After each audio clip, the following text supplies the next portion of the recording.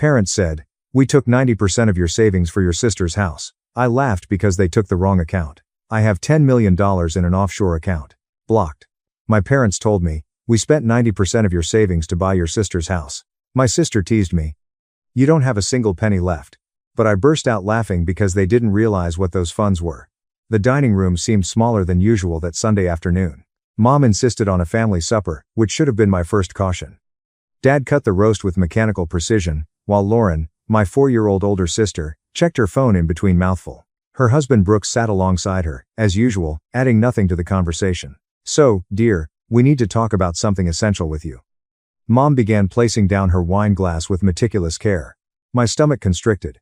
Nothing nice ever happened after that sentence. Dad cleared his throat. "Your sister and Brooks discovered their dream home. It is in Willow Creek, a new development near the country club. They hope to have 4 bedrooms and a gorgeous backyard for the children." "That's amazing," I said. "Regardless of our difficult history, I am really delighted for them. Congratulations." Lauren's smile had an edge that I couldn't quite recognize. "Thank you, little sister. It has been a stressful procedure, but we have now received it." The trouble is, Mom kept speaking in the same tone she used when giving news she knew I wouldn't like. The down payment was significant and exceeded their savings. My fork paused halfway to my mouth. "Okay." Dad refused to meet my gaze. "We tapped your savings account to assist them. The one we put up for you when you were 17. We've been managing it for years. Remember?" The roast suddenly tasted like cardboard. "How much have you taken?" 90%. Mom stated hurriedly, as if speed could lessen the impact. "But, sweetie, you are just 29. You've got plenty of time to save again. Lauren is 33, and her biological clock is ticking. They needed this house right now." The room leaned slightly. That account had been funded by my birthday money, every check from my grandparents, and every penny from my teenage jobs at the bookstore's ice cream parlor. I'd seen it grow throughout college, adding what I could with scholarships and summer internships. "You wasted my money without asking me." My voice sounded more steady than I felt. "Are we your parents?" Dad murmured, finally focusing on me. "We have access to the account for a reason. It still bears our names as custodians." Lauren sat back in her chair, inspecting her manicured nails. "Don't be so emotional, Abigail. You don't have a single penny to your name right now, but you will recover. You were always adept at pinching pennies." Her chuckle sounded almost melodious. "Besides, what were you saving for? It's not like you have a partner or any wedding plans in the works." Something chilly settled into my chest. Brooks grinned into the napkin. Then I began laughing. They anticipated a polite chuckle, but I laughed so hard that my sides ached. Mom's face wrinkled with concern. "Abigail, honey, are you okay?" "I'm perfect," I said between gasps. "You squandered 90% of my savings. That's just wonderful." Lauren's eyes narrowed. "Why are you laughing like crazy?" "Because," I explained, wiping tears from my eyes, "you looted that account. I purposefully kept a small amount of money in there, about $18,000 total. For the past 7 years, I've moved everything above that amount into other accounts." The silence that followed was wonderful. Dad's face became pallid. "What do you mean by other accounts?" "I mean, I am not stupid. You've always preferred Lauren. When she required a car for college, you purchased a nice new Honda. I received nothing and had to save for my own used Toyota. You covered the cost of her international education. You told me that the summer program in New York was too pricey. I saw the pattern." Mom's hand trembled when she grabbed for her wine. "That is not fair. We have always loved you both equally. Perhaps you love us equally, but you have never treated us equally. So, 7 years ago, when I started my first professional job after college, I opened accounts you have no idea about. A high-yield savings account from another bank, investment accounts, and a Roth IRA. I've been contributing religiously to them while leaving the old account with just enough to appear legitimate." Lauren's face turned red. "You are lying." "Am I? Check out my bedroom. You won't locate any statements because everything is paperless and delivered to an email address you're unaware of. I learned early to keep my most precious possessions hidden from this family." Brooks finally spoke. "How much are we talking about?" "None of your dang business," I said politely. "But far more than the $18,000 you recently stole from me. Consider the money you took as the cost of discovering where I stand with all of you." Dad rose abruptly. "Now, wait a minute. We did not steal anything.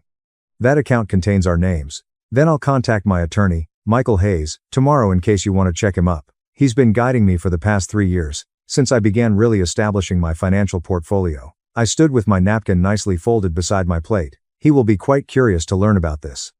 "You have an attorney?" Mom's voice crackled. "Why do you need a lawyer?" "For circumstances, just like this one. For defending myself from family members, who regard me as an ATM for their golden child." I picked up my purse. "Thank you for the dinner. And congratulations on the house, Lauren. I hope it fulfills all of your expectations. Where are you going? Dad demanded. Home to my flat, which I pay for entirely on my own. Unlike some people, I do not rely on my parents for financial support. Lauren shot to her feet. You're ungrateful after all Mom and Dad have done for you. For example, what specifically? What have they done for me that they have not already done for you? I turned to face her completely. I'm sincerely asking because, from where I stand, I've been paying my own life since I was 19, while they pour money into yours. The question remained unanswered. That is what I thought. I went toward the door. Mom followed me into the hallway. Abigail, please do not leave like this. We can discuss this. No, I do not believe we can. You made a decision without me. You've chosen Lauren over me again. The only difference this time was that I didn't get wounded since I protected myself. I halted, my hand on the doorknob. Do you know what the saddest part is? I am not even surprised. I'm only disappointed because I still had enough faith in this family to be disappointed. We'll return the money, Dad murmured from behind her. We'll make it right. Do not bother. Keep it. Consider this my final contribution to Lauren's beautiful life, but remember that this is the final time you'll be able to select her over me since I'm eliminating you from that option. I drove home with blurry vision and shaky hands on the steering wheel. My phone started ringing before I even got to my flat. I declined the calls from Mom, Dad, and Lauren. By the time I parked, I had 21 missed calls. Inside my apartment, I poured myself a glass of wine and opened my laptop. The accounts I mentioned were quite real. My Meridian Bank savings account held $92,000. My brokerage account has an additional $52,000 invested in index funds. My Roth IRA was slowly increasing. I'd been living below my means for years, driving the same used Toyota, cooking at home, missing luxury trips, all while my family felt I was struggling because I didn't ask for help. Lauren texted me, and my phone chimed. Mom is crying. Are you happy right now? I said, I'm not happy or sad. I'm just finished. Another text. You were always selfish. This is classic Abigail, making everything about herself. The irony was great. I blocked her phone number. Over the next week, the calls continued. Mom sent voicemails imploring me to attend family therapy. Dad provided emails about dealing with this as a family. Lauren alternated between apologetic texts from Brooke's phone and angry ones from her own. I ignored every one of them and contacted Michael Hayes. They had legal access to the account, he acknowledged after analyzing the papers, but we can make their lives difficult if you pursue this. The court of public opinion may be interested in parents who depleted their daughter's money. No, I decided it wasn't worth it. I want to make sure they never have access to anything of mine again. Can we do that? Absolutely. I'll write a cease and desist. In addition, we will set up credit alerts. If somebody attempt to open an account in your name, you will be notified within 7 days. My parents received formal legal warning that any additional access to my financial accounts will be considered theft and prosecuted appropriately.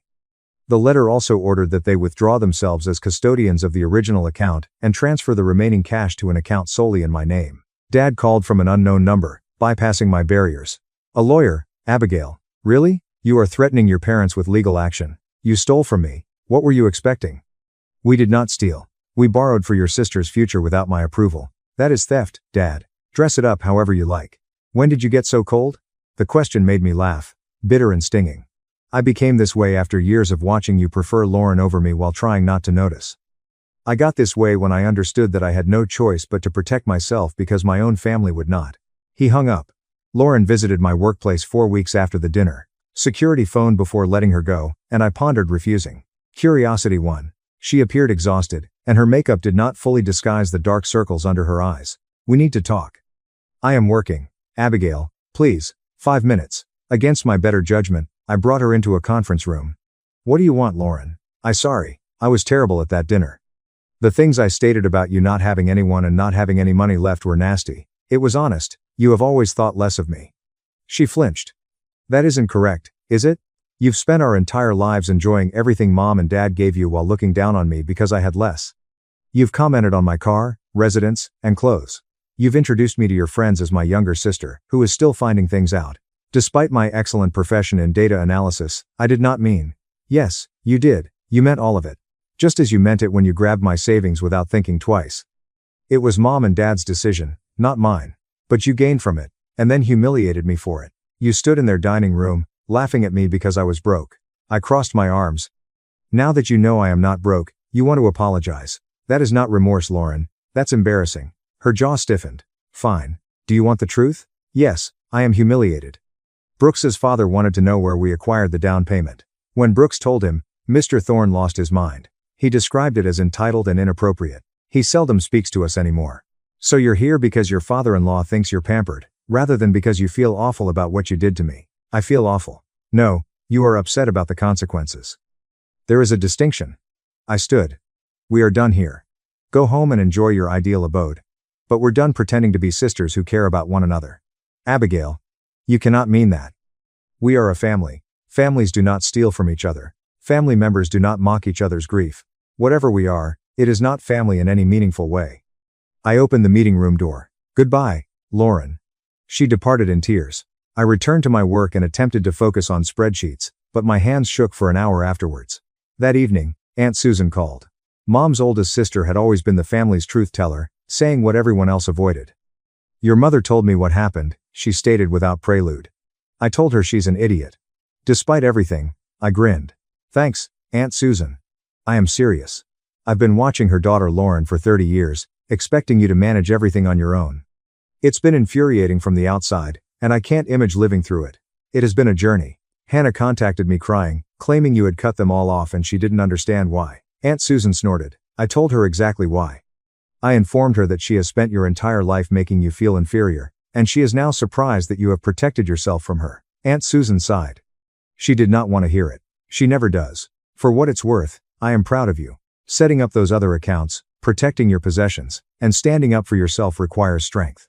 You've always had to be the strong one because no one else will be strong for you. Her words set something off in my chest. I found myself in tears. I cried for the first time since dinner. I am so tired of being strong. I understand, dear. I understand. We spoke for another hour. She told me about her own experiences with Mom, the favoritism she saw growing up, and the traditions that had been passed down through generations. It helped to know I wasn't crazy or overly sensitive. Over the next few months, work became my haven. I immersed myself in a huge project researching customer data trends for a retail chain, often working late into the evening. Rachel, my colleague, noticed. She noticed that I was still sitting at my desk at 8:30 p.m., which was unusual for me. Is everything okay? I said something vague about family. The kind that makes you avoid returning home. The kind that makes me glad I have my own home to return to. She sat at the edge of my desk. My sister stole my identity when I was 26. I opened credit cards, accumulated debt, and damaged my credit score. I didn't speak with her for 8 years. Have you ever reconciled? Eventually, but it took her reaching rock bottom and going through extensive therapy before I could trust her again. Some family betrayals aren't only about money or what they stole. They are about what the taking reveals about how they perceive you. Her words remained with me. The project I was working on ended in mid-October, 4 months after the first upheaval. Our team was successful in identifying purchase habits that might save the client millions of dollars yearly. Moore, my manager, invited me into her office on the day we submitted our findings. Exceptional work on this, Abigail, she added, motioning for me to sit. The client directly referred to your analysis in their remarks. They were impressed by the depth and clarity. Thank you. It was a collective effort. Don't belittle your participation.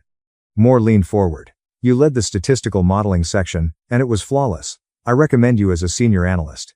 The position includes a significant salary increase, as well as increased project selection autonomy. The promotion felt like validation right when I needed it. My family saw me as someone to be used and discarded, but my professional life acknowledged my true worth. I agreed immediately. By May, the promotion had been formalized, with a 15% raise deposited directly into my investment accounts. That evening, I treated myself to dinner at an upscale Italian restaurant that I had been meaning to try. Sitting alone at a one-person table, I raised a glass of wine for myself. There is no family to share the achievement with, but no one to diminish it or make it about someone else. My phone buzzed with a message from an unfamiliar number. Despite my better judgment, I opened it. Hello, Abigail. This is Lauren. I got your new phone number from Aunt Susan. Please do not be mad at her, I begged. I realize you don't want to hear from me, but I need you to understand something. Brooks and I had already run into financial difficulties with the house we purchased. The property taxes were higher than expected, and the HOA fees are crushing us. Mom and Dad will no longer help because of you. I'm not sure what you said to them, but they have completely changed. Brooks is infuriated. This is destroying my marriage. I hope you're satisfied. I stared at the message, anger coursing through me. Even now, despite everything, she blamed me. Not herself for accepting stolen money, nor our parents for receiving it. Me for having the audacity to defend myself and establish boundaries. I typed and deleted 4 different responses before deciding on the simplest. Get rid of this number.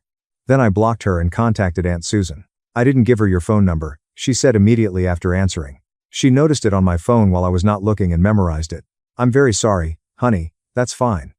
I blocked her. I took a breath. She claims that mom and dad will not help them with their mortgage payments. Is this true? It is. Your father insisted that they handle their own financial responsibilities. Your mother wanted to help, but he persuaded her that it would only enable Lauren further. Wow. I never thought I'd see this day. People can surprise you. They do grow, albeit not always in a pleasant way. Aunt Susan paused. How are you really doing, Abigail? Beyond the surface level. The question took me off guard.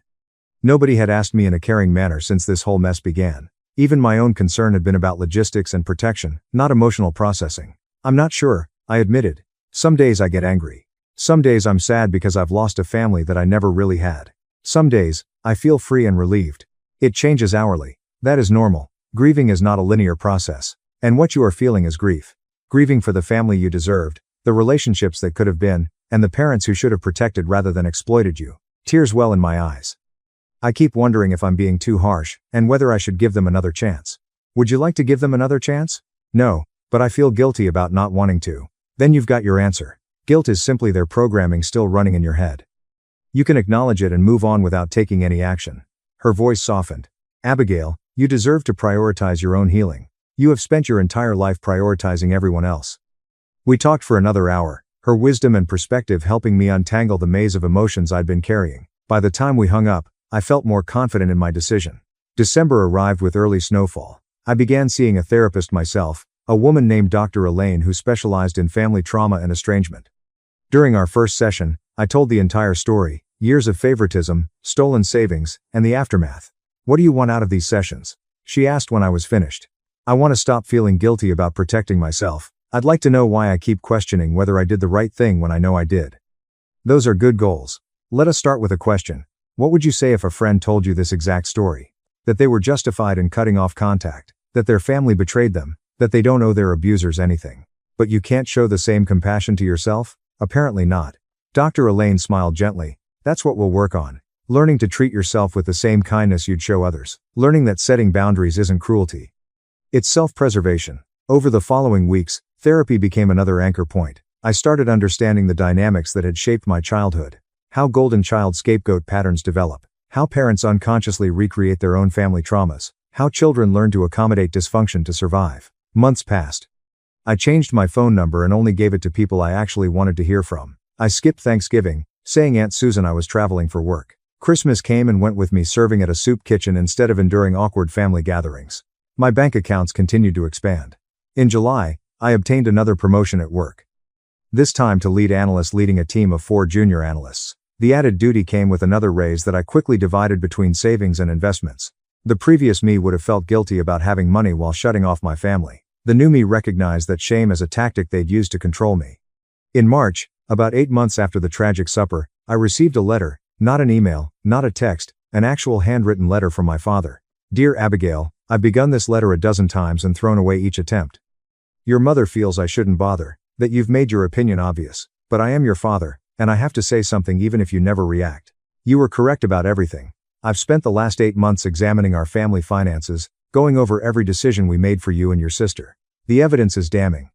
We paid for Lauren's car, study abroad, wedding, and honeymoon.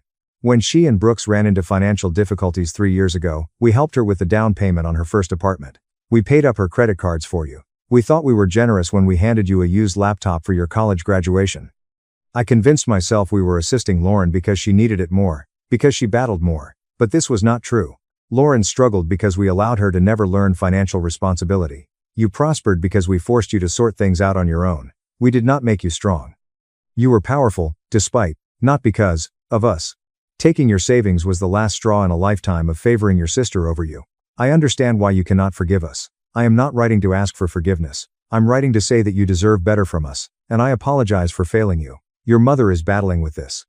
She interprets that as you rejecting the family over money. I've tried to explain that it's about respect, trust, and love, but she's not ready to listen. Lauren and Brooks are struggling with their mortgage. The house payment is higher than expected, and they are behind on several expenses. A part of me wants to aid them. The other part understands that helping would demonstrate that I learnt nothing from losing you. I've decided not to help them this time. It hurts, but it also feels necessary. I do not expect you to respond to this letter. I do not expect anything from you anymore. I simply wanted to let you know that I understand what we did. I understand why you left, and I apologize. Love, Dad.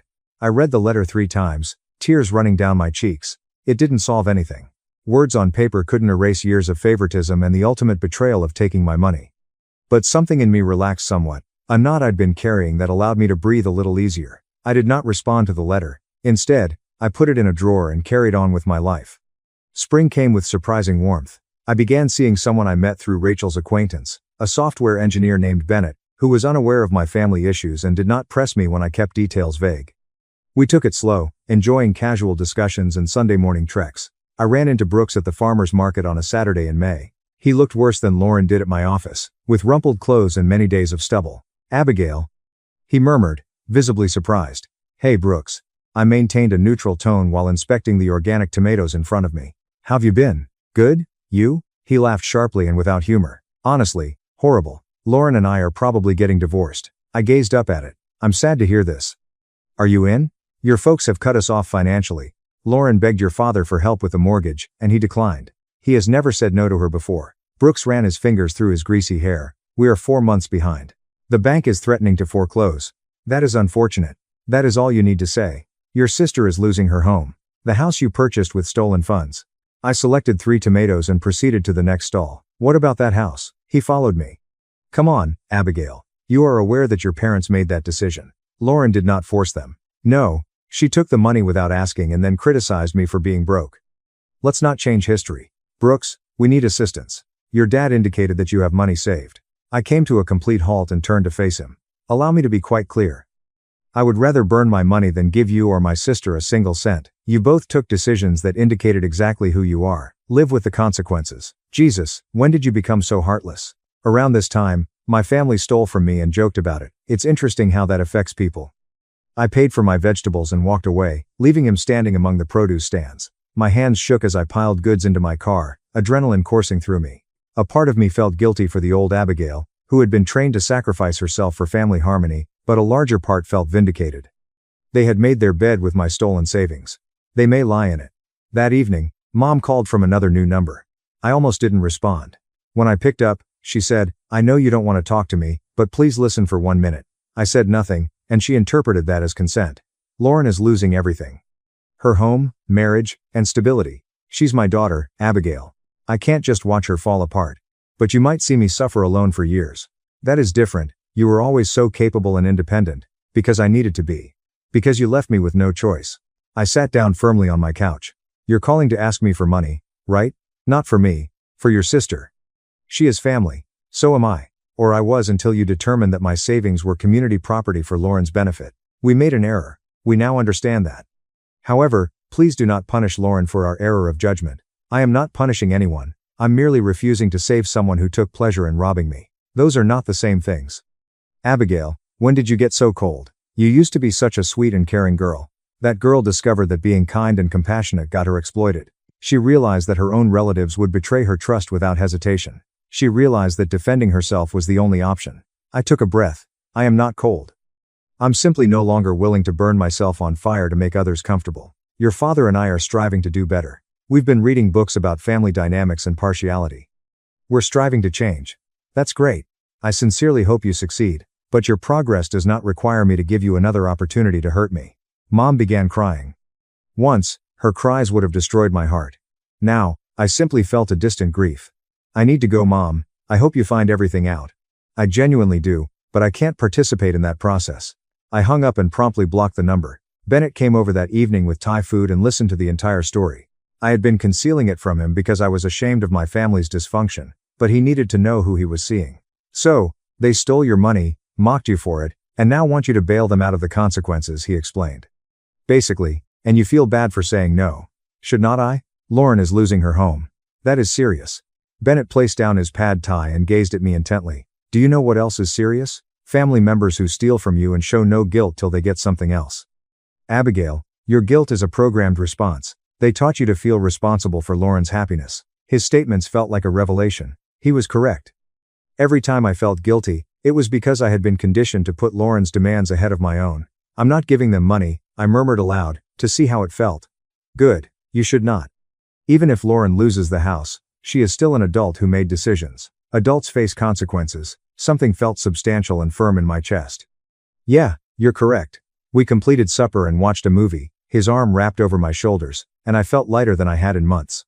The home went into foreclosure in July. Aunt Susan called to inform me, her voice compassionate but non-judgmental. They're moving to a one-bedroom apartment across town, she said. Brooke's parents are assisting with a deposit, but his connection with them is tense. How is Lauren handling it? About as well as one would anticipate. Lots of blaming everyone else, including you. Your mother is beside herself. I'm sad she's hurting, but I'm not sorry for refusing to let this happen. Neither should you be. I told Hannah the same thing. She made her bed with years of partiality, and now she sleeps on it. People will sometimes listen to the consequences of their actions. Do you think they will ever change? Aunt Susan was quiet for a bit. I honestly don't know. Your father seemed to be trying. Your mother continues to deny her role in all of this. Lauren perceives herself as the victim. It's unclear whether any of them can actually change. I suppose time will tell. It will, but Abigail, don't wait to find out. Live your life. Be cheerful. You have earned it. I followed her advice. Bennett and I became more serious, discussing moving in together by fall. Work continued to go well. In July, I obtained another promotion, this time to senior analyst. My savings accounts reached 6 figures altogether. I began looking at condos, visualizing a place all my own. In September, almost a year after the tragic supper, I received a package. Inside came a $18,000 check and a letter from Lauren. Abigail, this is the money that Mom and Dad deducted from your account. It took me this long to save it since I worked a second job on weekends and Brooks works nights. I'm repaying you because it's the ethical thing to do, even though we severely need the money ourselves. I've been mad at you for the past year. I'm angry that you cut us off. I'm angry because you refused to aid us when we were drowning. I'm angry that you seemed to move on so simply as my life fell apart. But my therapist, yes, I am currently in treatment. Help me understand something. You did not cause my troubles. My choices did. Mom and Dad's decisions did. Taking your money was wrong, and mocking you over it was cruel. I do not expect forgiveness. I don't expect a relationship. I just wanted you to know that I now understand what I did to you, and I apologize. The home is gone. My marriage is barely surviving. I work 3 jobs and live in an apartment that I despise, but I am beginning to see that this is what accountability looks like. This is what happens when you spend your entire life expecting someone else to clean up your messes. I hope you are happy wherever you are. I sincerely mean it. I looked at the check for a long time. $18,000 that obviously had to be returned because it was mine. The letter felt different from my father's. Raw, less polished, and more genuine in its sorrow. I deposited the check and responded with my own letter. Thank you, Lauren, for returning the money. I understand that wasn't simple. I'm not ready to rebuild a relationship with you, Mom, or Dad. Maybe someday, but not today. The pain is too deep, and trust takes time to rebuild. But I want you to know that I do not despise you. I'm not thrilled that you're struggling. I simply cannot continue to put my own well-being at risk to prevent your struggle. I'm hoping that therapy helps. I hope you find stability. I hope you learn to stand on your own because you are capable of so much more than what Mom and Dad enabled you to become. Take care of yourself, Abigail. I mailed it and sensed a shift. Not forgiveness, precisely, but possibly the beginning of letting go of the rage that had consumed me for the previous year. Fall arrived, bringing cooler temps and changing leaves. Bennett and I discovered a condo we loved and signed the lease in October. Aunt Susan was the only member of my family who knew the address. She understood. Your mother is constantly asking about you, she stated during one of our weekly contacts. I tell her you're doing great and leave it at that. How is she? Starting to see a therapist for herself? Actually, your father advocated for it. They're working on a lot of their parenting habits. That is good, growth is good. Even if you never reconcile, they had to do the job. Yes, they did. Bennett and I hosted our own Thanksgiving dinner for friends. Rachel arrived with numerous coworkers, including Bennett's brother and sister-in-law. The apartment was full with laughter and wonderful food, and the folks who were there chose to be there rather than being compelled by blood. Midway through supper, I received a text message from an unknown number. Happy Thanksgiving, Abigail. I miss you, Dad. I showed it to Bennett. Should I reply? Do you want to? Did I? The fury had subsided over the months, replaced by something more complex. Sadness over something we never had. Acceptance that certain relationships could not be repaired. Gratitude for the family I chose over the one I was born into. I replied, Happy Thanksgiving. I hope you're doing well. There was no reconciliation. It was not forgiveness. It was simply acknowledging that he existed, that I had seen his letter, and that some tiny thread still connected us, even if it would never be what it previously was. Christmas arrived softly. Bennett and I spent it alone, exchanging modest gifts and preparing an extravagant supper that neither of us had attempted before. It was serene in a way that previous holidays with my family had not been. In January, more than a year after everything went apart, I ran into my mother at a coffee shop. She appeared older, exhausted, but also more at ease. "Abigail," she spoke quietly. "You look great." "Thanks. You look amazing, too. Can we talk for a few minutes?" Every instinct told me to say no and walk away. But something in her eyes, a vulnerability I hadn't seen before, compelled me to nod. We sat at a corner table, coffee cups between us. "I am not going to ask you to return to the family," she began. "I'm not going to ask for money, help with Lauren, or anything else. I just wanted to tell you that you were correct about everything. Okay. Your father and I have been in therapy for several months.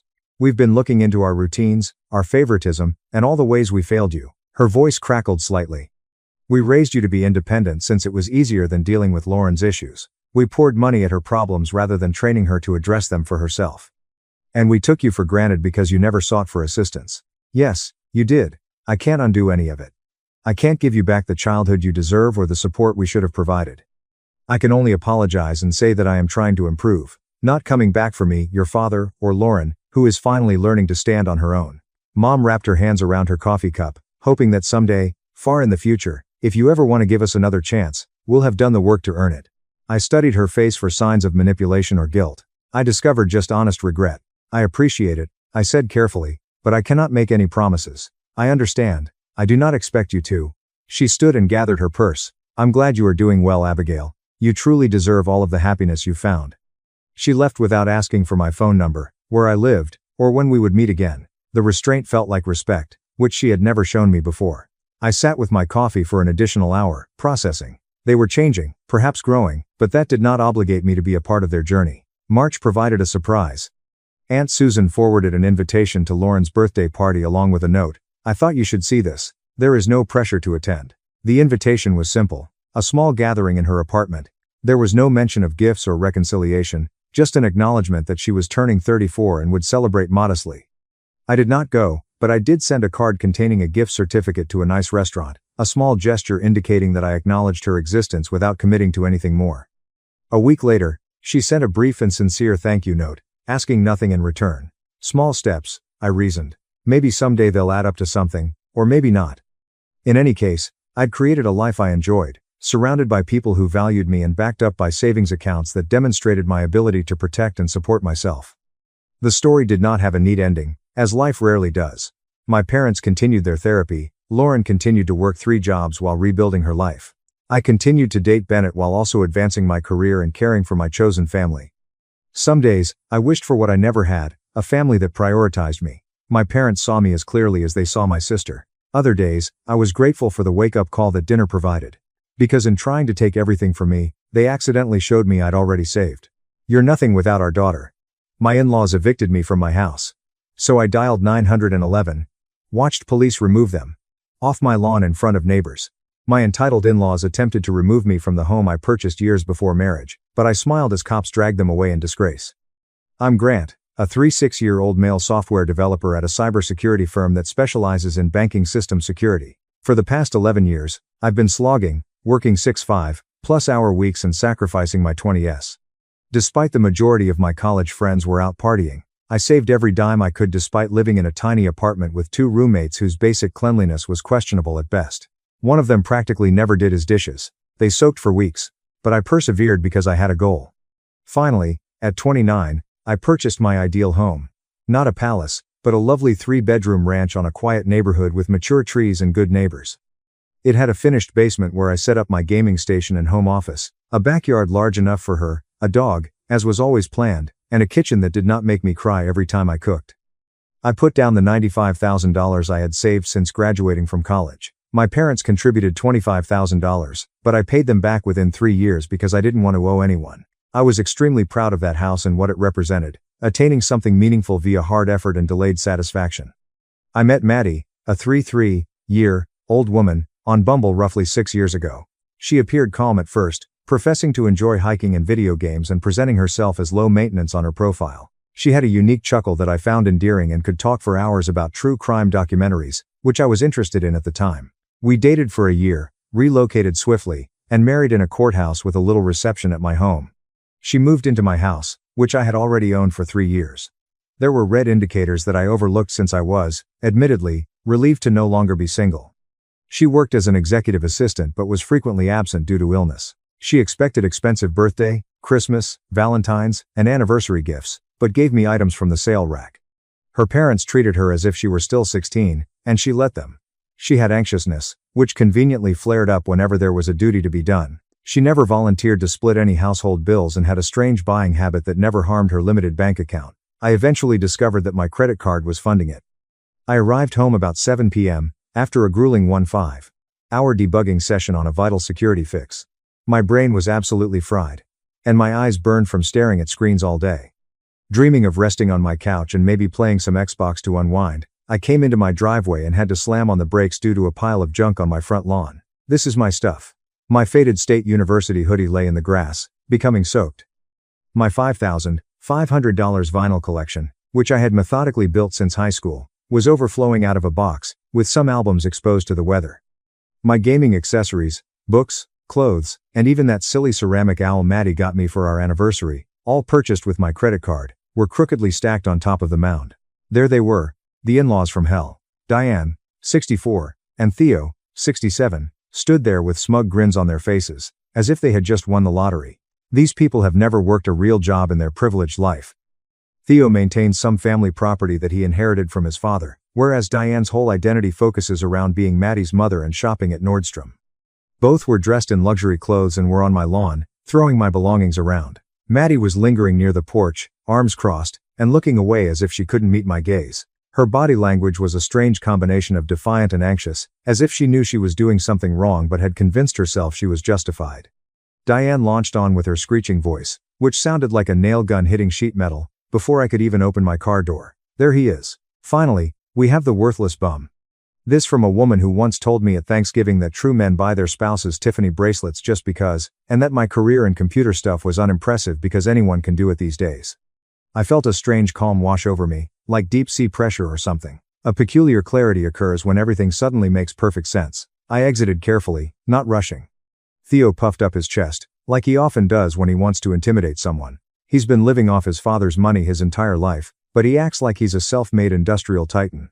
He has business cards that read entrepreneur investor, yet I've never seen him accomplish any of those things. Okay, Grant, this is not working. He barked at me in his, I'm talking to the waitstaff who brought me the wrong appetizer voice. Get out, we are changing the locks tomorrow. This is Maddie's house presently. Our daughter deserves stability and security, not you. He waved his hand dismissively, as if I were trash that had blown onto his land. The guy who works more than 65 hours per week to pay for everything is the problem. Maddie finally spoke out, her voice low and thin, in that baby girl tone she uses when she wants something pricey. Grant, it is over. I told you something wasn't right. Mom and Dad agree. It's simply best if you leave my house. My house? The one I purchased with a down payment 6 years before I swiped right on her profile. The one where solely my name appears on the deed, mortgage, and everything. The one I had spent thousands of dollars renovating piece by piece, new water heater, deck repair, and replacement of the ancient dishwasher. All the while, she complained that we weren't prioritizing the cosmetic changes she wanted for her Instagram photos. Her parents had maybe 4 visits before she moved in, always acting as if they were doing me a huge favor by gracing me with their presence, always making comments about how I should really upgrade the countertops. Asking, when are you getting a pool put in, never offering to chip in of course. Theo once said, when Maddie fully moves in, we should talk about proper window treatments for this place. It was as if I were living in an unfinished construction site rather than a perfectly nice home. And suddenly, it's Maddie's house. The mental gymnastics were Olympic level. Diane charged at me, finger stabbing the air, her fancy manicure gleaming in the evening sun.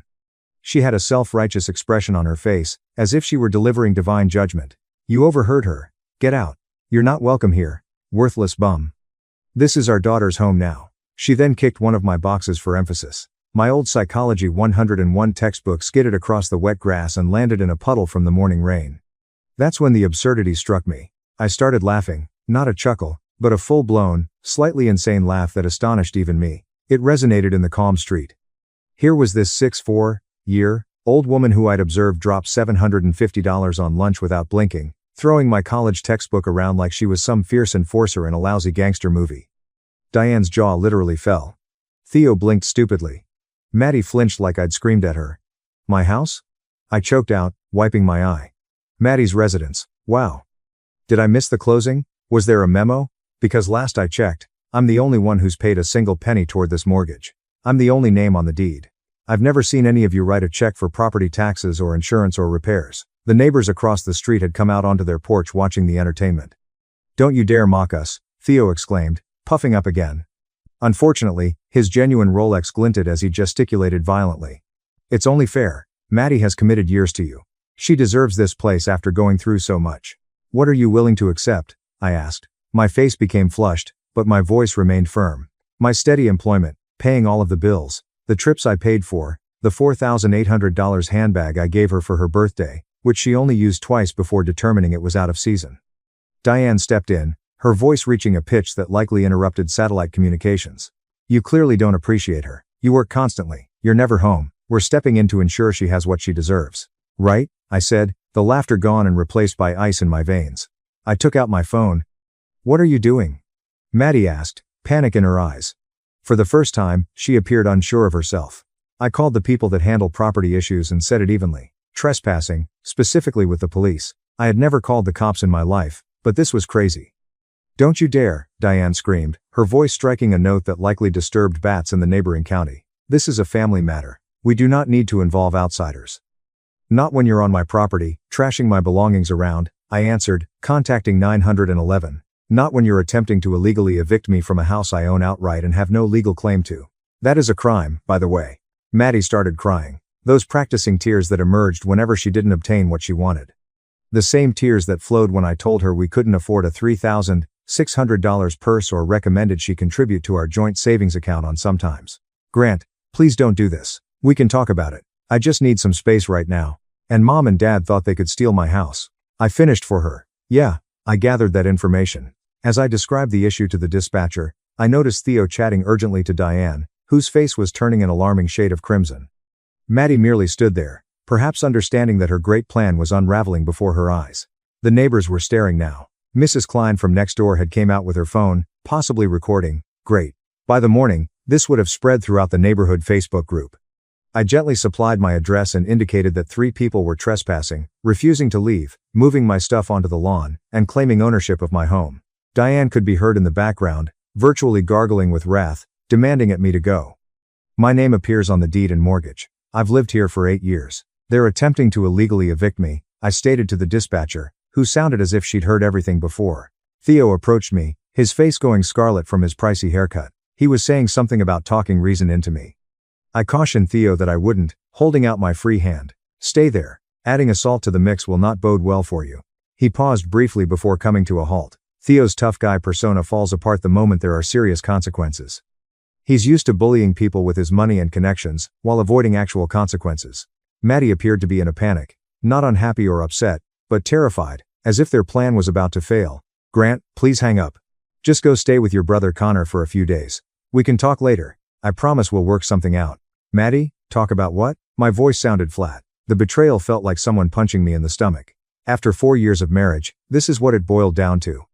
The part where you conspired with your parents to illegally force me out of the house I own, or the part where you stood by as they threw my life on the lawn. Which part deserves clarification? She grimaced, physically winced.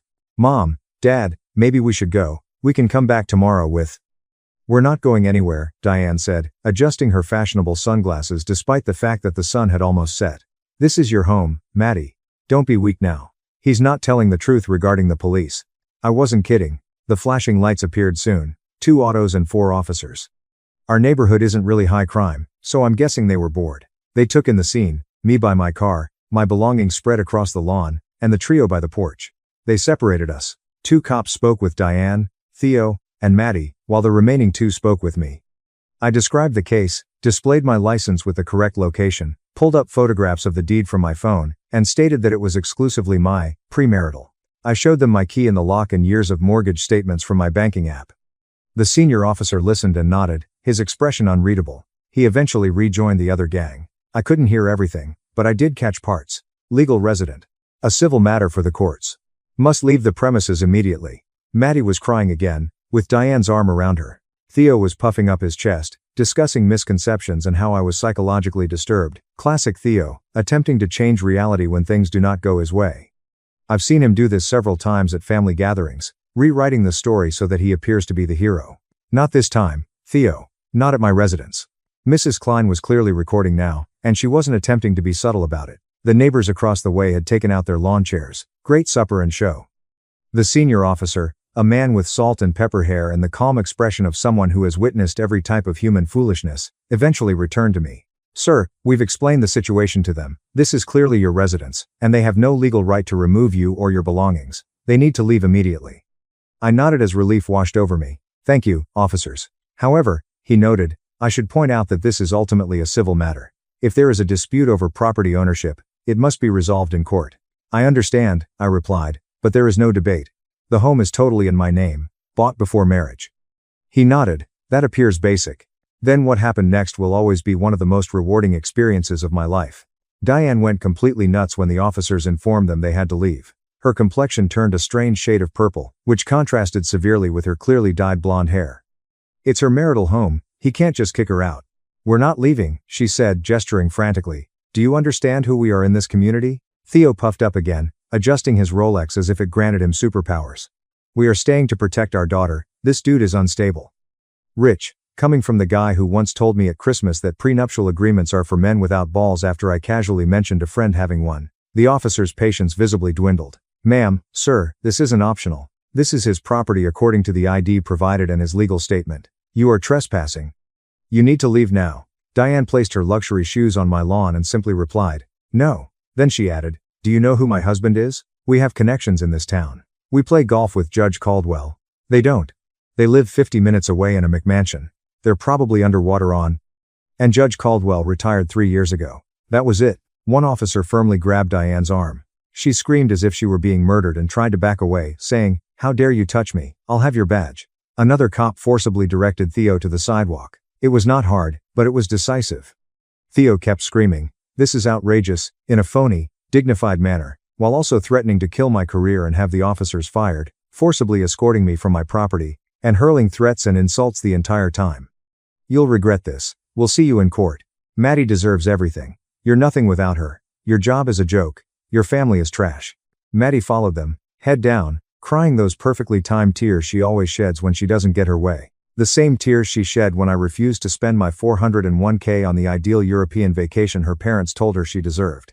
She didn't look at me once, instead following her parents like a trained robot. The officers made sure they got inside their car. A BMW X5, which Theo frequently mentions as being completely equipped, was parked suspiciously down the block, as if they knew they were up to anything dirty. As they drove away, one cop turned to face me.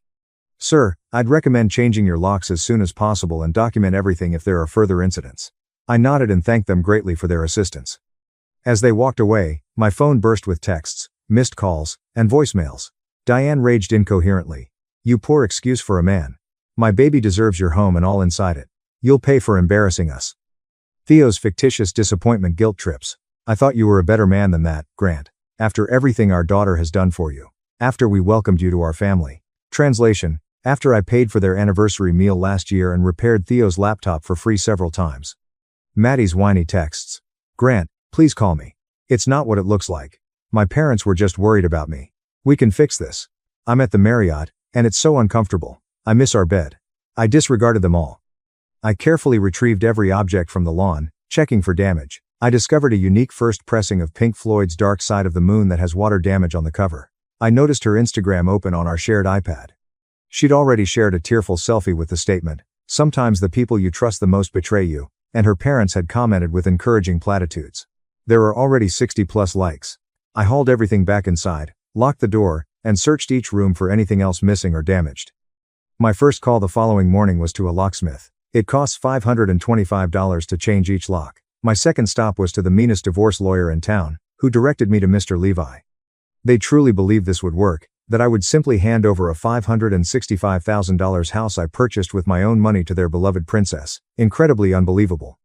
It has been a month after the lawn incident, and things have become messy. First and foremost, thank you for all of your comments and support on my last article. RIP, inbox. But seriously, it's comforting to know I'm not the only one who has dealt with psychotic in-laws attempting to claim stuff that isn't theirs. I met with my lawyer, Mr. Levi, a sharp, focused ex-military man who does not accept crap from anyone. His workspace exudes a minimalist aura that says, I will destroy your enemies without using a single threatening word. I laid out the entire story. Documentation in hand, deed, mortgage, and tax bills all predate Maddie and are completely mine. For years, I've paid $2,400 per month on the mortgage, while she has contributed exactly $0. She never offered to help pay for property taxes or home insurance. He reaffirmed my position with kick-ass confidence. The home is a distinct property. This concludes the conversation.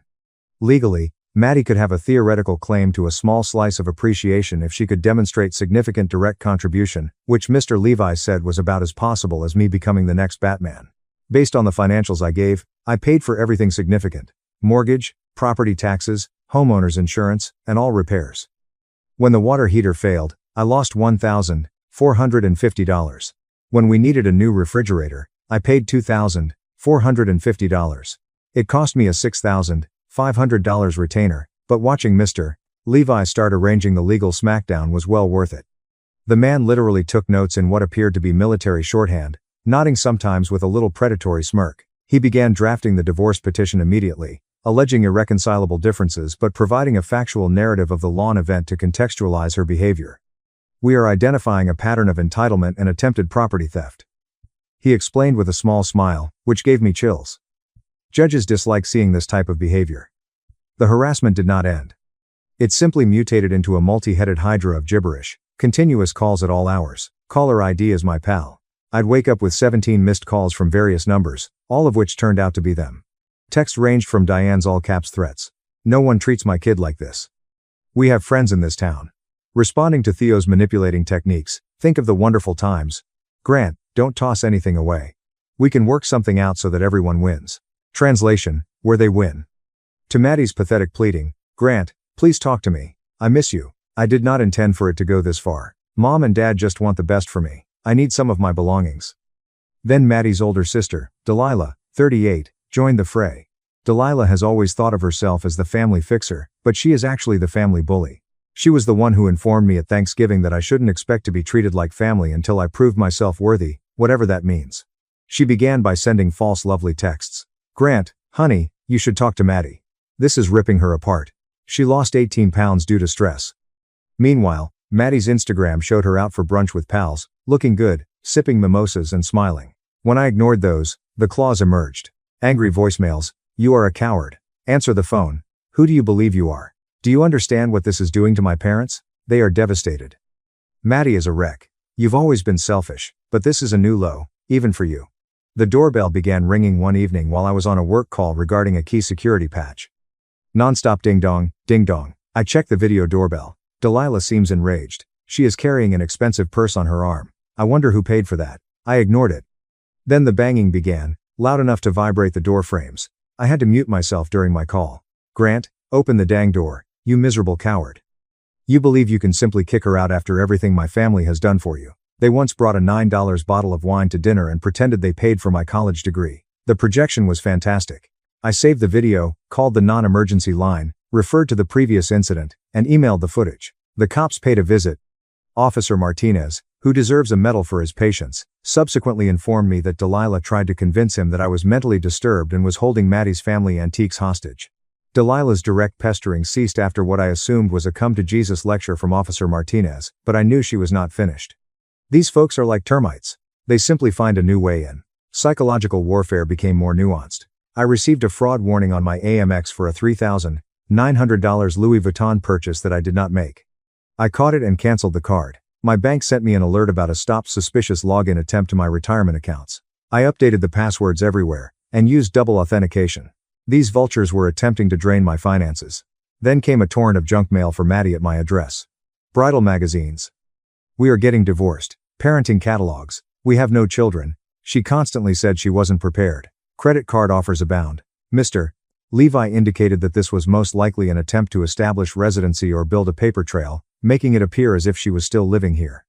I tagged everything as return to sender, as the address no longer exists, and sent it to recycling. Theo and Diane began with slow, scary drives past the home in their BMW X5, which they had financed through my neighbor, who works at the dealership. Theo then escalated, slowing down as I was mowing the lawn and shouting, "Enjoy it while you can, you'll be in an apartment soon." Before rushing away, it felt like something from a horrible movie. I spent $1,350 on a complete security system that included 4 high-definition cameras covering every angle of my property. Best investment ever. The disinformation campaign became nuclear. My brother Connor called, saying Delilah had attacked him at work, launching into a diatribe about how I was unstable, aggressive, and controlling, and that I had thrown Maddie out penniless after allegedly having an affair with a colleague. Connor not only knows me, but he has witnessed personally how Maddie would deplete my accounts for girls' excursions to Vegas, only to cry when I requested documentation. He ended the relationship with Delilah. I've watched your sister spend his money for years while contributing nothing, so forgive me if I don't believe a word you're saying. They're clearly trying to poison anyone who might support me. I received a text from Hannah, Maddie's cousin, who is quietly sympathetic because Maddie once took her boyfriend. That blew my head. Diane was surrounding relatives at a family meal 1 month before the lawn incident, bragging about how they were taking care of things and making sure Maddie received the house she deserved. Grant doesn't realize it yet, but that house will be Maddie's by summer. Theo has everything planned out. The pre-planning was confirmed. This was a premeditated attack from the start. Maddie engaged the most ambulance-chasing divorce lawyer in town. Her internet evaluations contained complaints about exaggerated bills. She wrote Mr. Levi a formal demand letter, asking for 80% of the house's current worth, $565,000, or $452,000 to her, plus $8,500 a month in spousal support, which is more than I make after taxes. All furniture in the house, including those I had before to marriage. My automobile is paid off, unlike hers. My retirement assets are worth approximately $210,000, which I had been growing since before meeting her. And for me to pay her legal bills, which are already at $18,000, reportedly, these people have ridiculous amounts of entitlement. Mr. Levi's response was very cold. He did not simply send a letter. He convened a conference with her lawyer, filmed it with her agreement, and meticulously deconstructed each claim while citing pertinent case law. He repeated the house's non-negotiable separate property status, CC'd the deed again, cited the police records on the eviction attempt and Delilah's harassment, and declared that spousal support was out of the question given her behavior and our brief marriage. The best part, Mr. Levi had completed his assignment. He reviewed Maddie's credit record, which is permissible during divorce proceedings, and discovered she had acquired 3 new credit cards in the 2 months preceding the lawn incident, maxed them all up at $41,500, and made minimum payments from our joint account. He showed proof that she had been preparing this for months, draining joint resources while trying to seize my separate property. This pattern of financial behavior, Mr. Levi informed her counsel, will be brought to the court as proof of intentional attempts to swindle Mr. Grant prior to a planned seizure of his separate property.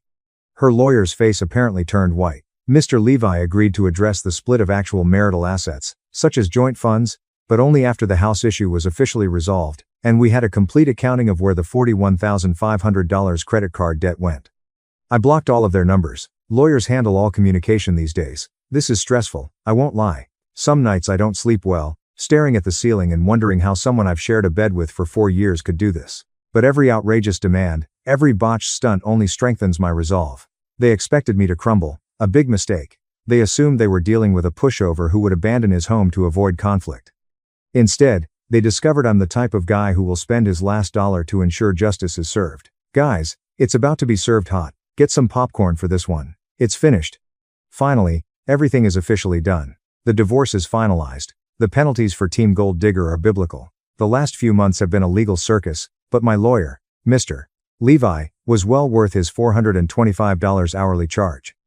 Delilah, Maddie's sister, tried one last stunt after being shut down by my workplace's HR for sending harassing emails claiming I was emotionally abusive, which Mr.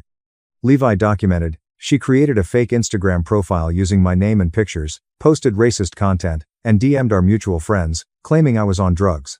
It resulted in a temporary headache. When a screenshot was shared, I had to explain it to my employer, but it was awkward and evident. Mr.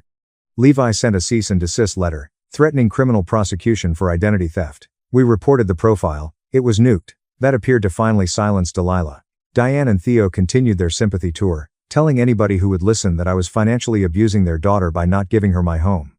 However, it lost pace when people discovered these so-called upstanding folks were essentially attempting to perpetrate real estate fraud. Their story of the cruel spouse kicking out poor Maddie did not stick once. Mutual friends witnessed the police body camera footage of them being removed off my home. Yes, Mr. Levi subpoenaed that total boss move. The legal process moved slowly, with Maddie's lawyer and an ambulance chaser. Theo discovered that Maddie was unable to produce a single document indicating financial contribution to the house, despite filing move after motion and requesting discovery. Scheduling talks, her lawyer continued to urge for mediation focused on the house. Mr. Levi shut it down every time with 3 words: separate premarital property. Finally, in a pre-trial settlement conference, faced with no legal standing on the house, documented harassment, and the judge basically signaling, "Stop wasting my time," Maddie's lawyer advised her to cut her losses, legal and monetarily, and served cold. This is where it gets good.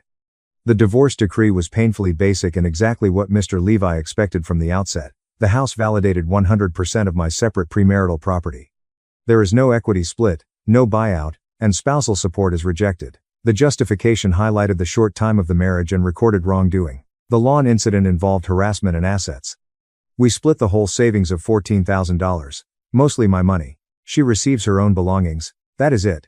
But here's the cherry on top.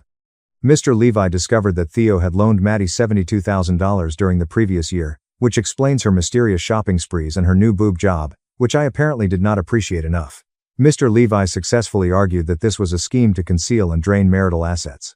Because these transfers occurred when our marriage was disintegrating, the judge agreed and ordered Maddie to refund me $36,000, which was half of her part of our assets. Maddie contacted me sobbing after the ruling. It turns out that Daddy's loan wasn't actually a present. Theo expected to be paid back from the house money they were confident they would receive from me. She currently owes him $72,000 and me $36,000, has no job. She quit her administrative work in March, thinking she'd be set for life, and Theo and Diane are outraged. Here's where things get even better. Remember Maddie's constant purchases of luxury clothing and jewelry? Mr. Levi suggested that I get an inventory of objects purchased during our marriage. Anything I bought with my married salary is technically marital property. I received half the worth of her Cartier bracelet, Louis Vuitton luggage, and whole Sephora line. The total worth to me is $21,500. It was wonderful to see her expression when she discovered how much her shopping addiction had cost her. The trouble with your belongings. Maddie refused requests to pick up her belongings for weeks, possibly believing she would be moving back in. Mr. Levi urged skilled packing and storage to avoid damage claims. I paid the original storage expenses up advance to get her crap out of my house. She declined to pay the recurring storage expenses. I allowed the unit to be auctioned after providing adequate legal notice.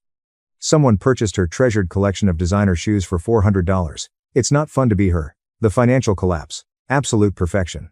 Maddie's credit is ruined because she maxed out all of her credit cards. Diane and Theo co-signed a lease on a $4,200 per month luxury apartment for her, relying on the house payment. Maddie now has no employment and owes approximately $115,000. So Diane and Theo are stuck paying her rent. My friend who works at Theo's bank, yeah, I know, small world, told me privately that Theo needed to take out a HELOC on their own home to fund their suddenly rising bills. Then last week, the begging began. First, Maddie said, "Grant, please, I'm desperate. My parents are going to kick me out. I have nowhere to go. I made a terrible mistake listening to them. Can we please talk? I still love you." Then Theo called from a blocked number. "Look, we may have overstepped. Perhaps we can make an arrangement. Maddie is definitely struggling. Help us fix the disaster we made." The ultimate humiliation occurred when Diane sent me an email. "Grant, I know we've had our differences, but Maddie is in a very bad place right now. Perhaps we could meet for coffee and discuss how to move forward in a way that benefits everyone. Theo and I are ready to be reasonable." This is from the woman who declared me useless and attempted to steal my house. I forwarded all messages to Mr. Levi, who responded with a formal letter stating that any further contact would constitute harassment and result in a restraining order. He provided copies of the original police record exposing their attempt to illegally evict me as a pleasant reminder. They are absolutely secluded. My buddies, who had initially remained impartial, eventually apologized after seeing the facts. Maddie's friends discovered that she was using them for free dinners and weekend crash pads and cut her off. They attempted to organize a fundraising for her legal bills. 3 individuals arrived, including Delilah. How am I doing? Absolutely fantastic. I upgraded my gaming PC with the money I saved, rather than subsidizing her spending habits. I shed 18 pounds in stress weight. I was promoted at work. It turns out that focusing on your career rather than dealing with entitled in-laws has advantages. I purchased a German Shepherd puppy named Justice. I went there. I began dating a corporate attorney who believes Maddie and her dad committed textbook real estate fraud and were borderline criminals. The house feels like mine again. I painted Maddie's living room the color she despised, transformed her meditation room, which she only used twice, into a functional home office, and built the ugly hot tub she complained about in the rear. They attempted to take everything. They ended up with crippling debt, strained relationships, and a lasting record of attempted fraud. I have my house, my sanity, and the joy of knowing that every time they see a BMW like mine driving by, They are reminded of how badly their scheme failed. Justice is more than simply a name for my dog. It's what happens when entitled people play around and find out. My sister-in-law wore white to my wedding, called me a burden, and tried to ruin my marriage. Now she's jailed and cut off from her own family. I am 29, a female, and have been deaf since birth. I use sign language and can read lips rather well. Adrian, my 32-year-old husband, studied sign language when we first started dating 6 years ago. He's great at it now, and we communicate flawlessly. His family appeared tolerant at first, particularly his parents, who made an attempt to learn basic signs. But then there's his older sister, Sabine, who is 36 years old. She is a nurse at a famous hospital, and has always considered herself the family's golden child. She married Martin, a 39-year-old lawyer, and they have 3 children. She made it apparent from the beginning that she believed Adrian could outperform me. The problem began tiny. At family dinners she would purposefully turn aside when speaking so that I couldn't read her lips. When Adrian would interpret for me, she'd roll her eyes and say how tiring it must be for him to continually translate. She never learnt a single sign, despite Adrian's many offers to teach her. Things worsened when Adrian and I became engaged 3 years ago. Sabine cornered me at the engagement party and told me I was being selfish by forcing Adrian learn a new language solely for me. She suggested that I reconsider whether I was the ideal person for him, given that there were so many hearing women who did not require such adjustments. I told Adrian later that night. He was outraged and addressed her immediately. She denied saying anything harsh, claiming I misunderstood due to my disabilities. This became her normal answer whenever I mentioned her behavior, which I had misinterpreted owing to my hearing loss. The wedding planning process was torturous. Sabine immersed herself into everything, constantly questioning our decisions. She informed Adrian's mother that having a sign language interpreter at the wedding was unnecessary and expensive. She suggested we print out the ceremony wording so I could follow along. Adrian disinvited her from the wedding party after learning the truth. She showed up uninvited at my bridal shower and delivered a lecture about how marriage necessitates constant communication and compromise. She continued to emphasize the term communication while gazing directly at me. Several visitors later expressed how uncomfortable it made them. Last year, at our wedding, she wore pure white, neither ivory or cream. She claimed it was an accident, and the dress seemed different in the store lighting. During the reception, she gave a toast, saying how glad she was that Adrian had met someone who valued him despite his sacrifice. She never said my name once. The worst event occurred 7 months ago. Adrian and I went house hunting and found our dream home. It was within our budget and ideal for us. Sabine found out and contacted the realtor while claiming to be me. She informed them that we were no longer interested and requested that they delete the listing. We lost the house to a different buyer before we could resolve the misunderstanding. When we confronted her, she said that she was attempting to safeguard Adrian from making a financial mistake. She said the residence was in a terrible neighborhood and I wouldn't have been able to hear danger approaching. Adrian informed her she was acting inappropriately, but she simply shrugged and claimed someone had to watch out for his best interests. Adrian was promoted 3 months ago at his engineering firm. It came with a substantial rise and improved perks. We were partying at his parents' place when Sabine showed up unexpectedly. She complimented Adrian, but then questioned whether I deserved any credit for his accomplishments. She mentioned that Adrian had spent money on sign language classes, deaf community events, and assistive equipment for our home. She calculated that he had spent more than $6,000 over the previous 3 years on what she referred to as my special needs. She indicated that without these fees and distractions, he would have received a promotion sooner. Adrian's father finally stepped out and told Sabine she was being unkind, but she pushed back, saying someone needed to point out that Adrian was sacrificing his own potential for my constraints. She claimed she had observed him become estranged from his previous pals, because they were unable to interact properly with me. I exited the room and sat in the backyard. Adrian found me 25 minutes later and claimed he had told Sabine to leave. His parents apologized excessively, but I could see they were uncomfortable with the entire thing. The breaking point happened 4 weeks ago. Adrian had worked late on a large project, so I went to his parents' place alone for Sunday supper. Sabine was present with her family. Without Adrian present, she became more daring. She began speaking with her children about impairments, making sure I could see her lips. She described how some people are born differently, making life difficult for those around them.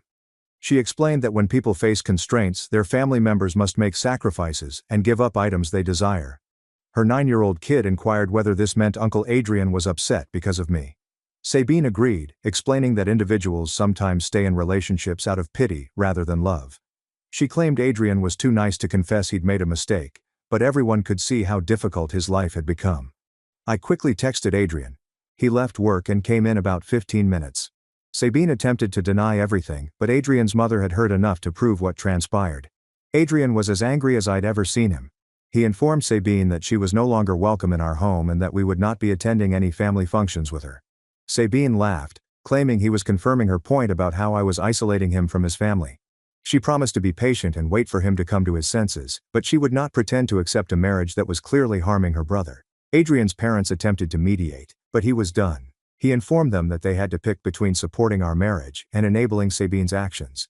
He said we wouldn't come around until Sabine experienced serious consequences for her conduct. Adrian sat down with me that night and apologized for not doing enough to protect me. He explained that he had been hopeful Sabine would ultimately come around, but now he knew she was purposefully sabotaging our relationship. He promised that things will change. The next day, he called his parents and stated his demands. Sabine needs to recognize her actions, honestly apologize, and promise to treat me with respect. If she didn't do it, we were going to lose contact with the entire family. His parents implored us not to make them pick sides. Adrian's mother sobbed and said the family would be ruined if we broke touch. Adrian's father recommended family counseling, but Adrian believed the time for half measures had passed. Adrian's mother received Sabine's letter the following day. She refused to apologize for caring about her brother's happiness. She said that everything she had done was motivated by love and compassion. She told Adrian that if he wanted to abandon his family because his wife was hurt, he could. So here we are. It's been 2 weeks since we lost communication with Adrian's family. His parents keep calling and messaging, imploring us to rethink. They say Sabine is remorseful and wants to make things right, but she has not contacted us directly. Adrian appears to be good with the decision, but I know he is battling. He's been quiet recently, and I discovered him glancing at old family photos. I never meant to come between him and his family, but I can't keep putting up with Sabine's brutality. I'm not sure what the appropriate solution is here. A part of me wonders if I should just put up with Sabine's conduct to keep Adrian's family intact. But another part of me is tired of being viewed as a burden and a mistake. Am I wrong to support Adrian's decision to cut ties with his family? Should I encourage him to try to reconcile with Sabine, even if she has shown no genuine remorse? Update 1. I did not want to update this quickly, but something happened that changed everything. Thank you to everyone who responded to my first post. Reading your replies made me realize that I hadn't overreacted to Sabine's behavior. Adrian and I hadn't spoken with his family in 6 weeks when his father called last Tuesday. He sounded different and more serious than usual. He asked if we could meet for coffee because he wanted to tell us something crucial concerning Sabine. We arranged to meet at a neutral location. Adrian's father appeared exhausted and older. He apologized even again for not standing up to Sabine sooner, and then offered a bombshell that explained everything. Sabine has been lying about her nursing career for the previous 9 months. She'd been sacked from the prominent hospital where she worked, but she kept telling everyone she was still employed there. She'd been leaving the house every day to spend time at coffee shops or the mall, then returning home with made-up stories about her workday. The reason for her dismissal was serious. She had been discovered fabricating patient records and had been reported by several co-workers for unethical behavior toward patients with disabilities. Apparently, she made some deaf and blind people wait longer for attention and refused to make appropriate modifications. Martin, her husband, found out 3 weeks ago when the hospital called to ask for Sabine to discuss some final paperwork. That's when everything began to unravel. Sabine had been utilizing their savings to give the impression that she was still working. She had spent more than $18,000 in 9 months without Martin's knowledge. Martin was devastated. He'd been puzzled why their finances appeared tight despite Sabine's apparent consistent income. He'd been taking on extra legal work and reducing family spending while Sabine was quietly depleting their funds. But here's what made my blood run cold. Adrian's father stated Martin had begun compiling a history of Sabine's behavior, and he had seen that her treatment of me had deteriorated dramatically around the time she was fired. Martin believed Sabine was projecting her career failures and fears on me. Adrian asked his father why he was telling us this now. His father stated that Martin intended to file for divorce and wanted to ensure that we know the truth before Sabine attempted to manipulate the matter further. Martin was concerned that Sabine would blame me for the family's breakdown, rather than accept responsibility for her own conduct. We thanked Adrian's father for the information and requested time to process it. Adrian remained quiet for quite some time while we drove home. Finally, he admitted that he felt horrible thinking about how Sabine had used me as a scapegoat for her own difficulties. The following day, Martin called Adrian personally. He apologized for not noticing Sabine's actions toward me sooner. He claimed he was so preoccupied with work and the kids that he missed Sabine's deteriorating mental health and professional issues. Martin provided more information concerning Sabine's job position. She has been written up several times for making insensitive remarks to patients and families. The final occurrence concerned a young deaf child who required regular surgery. Sabine had battled with the family over whether a sign language interpreter was required, the patient's care while she debated with her supervisor about the delaying accommodation. The hospital had security footage of Sabine rolling her eyes and making dismissive gestures while the family was not present. They fired her immediately and tagged her record to keep her from working at other hospitals in the network. Sabine had been in a downward spiral since the firing, according to Martin, but she was too proud to admit it. Instead, she convinced herself that the hospital discriminated against her and that disabled patients were overly demanding. She had been supporting these views by directing her animosity toward me. Adrian inquired of Martin as to what Sabine had told others about her job loss. Martin stated that she had been saying that the hospital was reducing staff and her position had been abolished.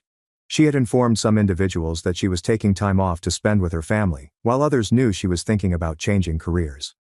The lies became increasingly difficult to sustain, especially when people asked specific inquiries about her profession.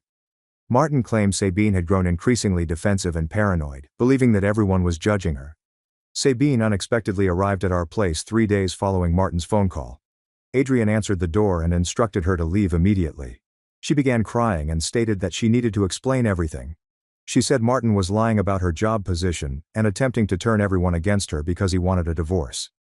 Sabine explained that she had been attempting to keep Adrian from making a mistake by marrying me, but she had now recognized she had been mistaken.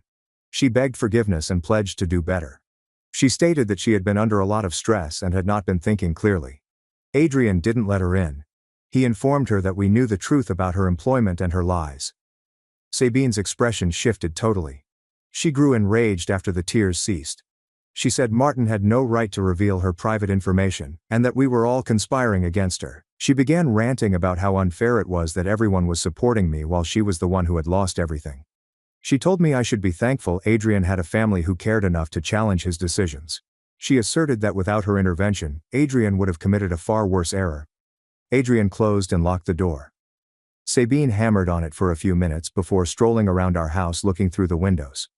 Adrian called the police non-emergency line to report trespassers on our land.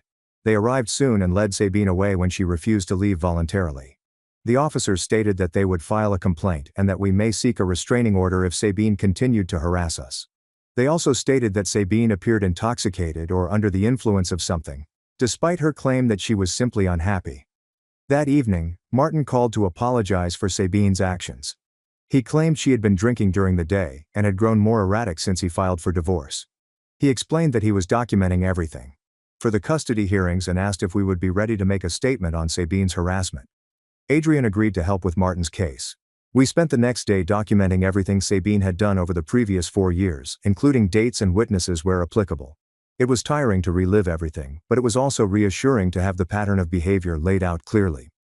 Martin's attorney contacted us the following week.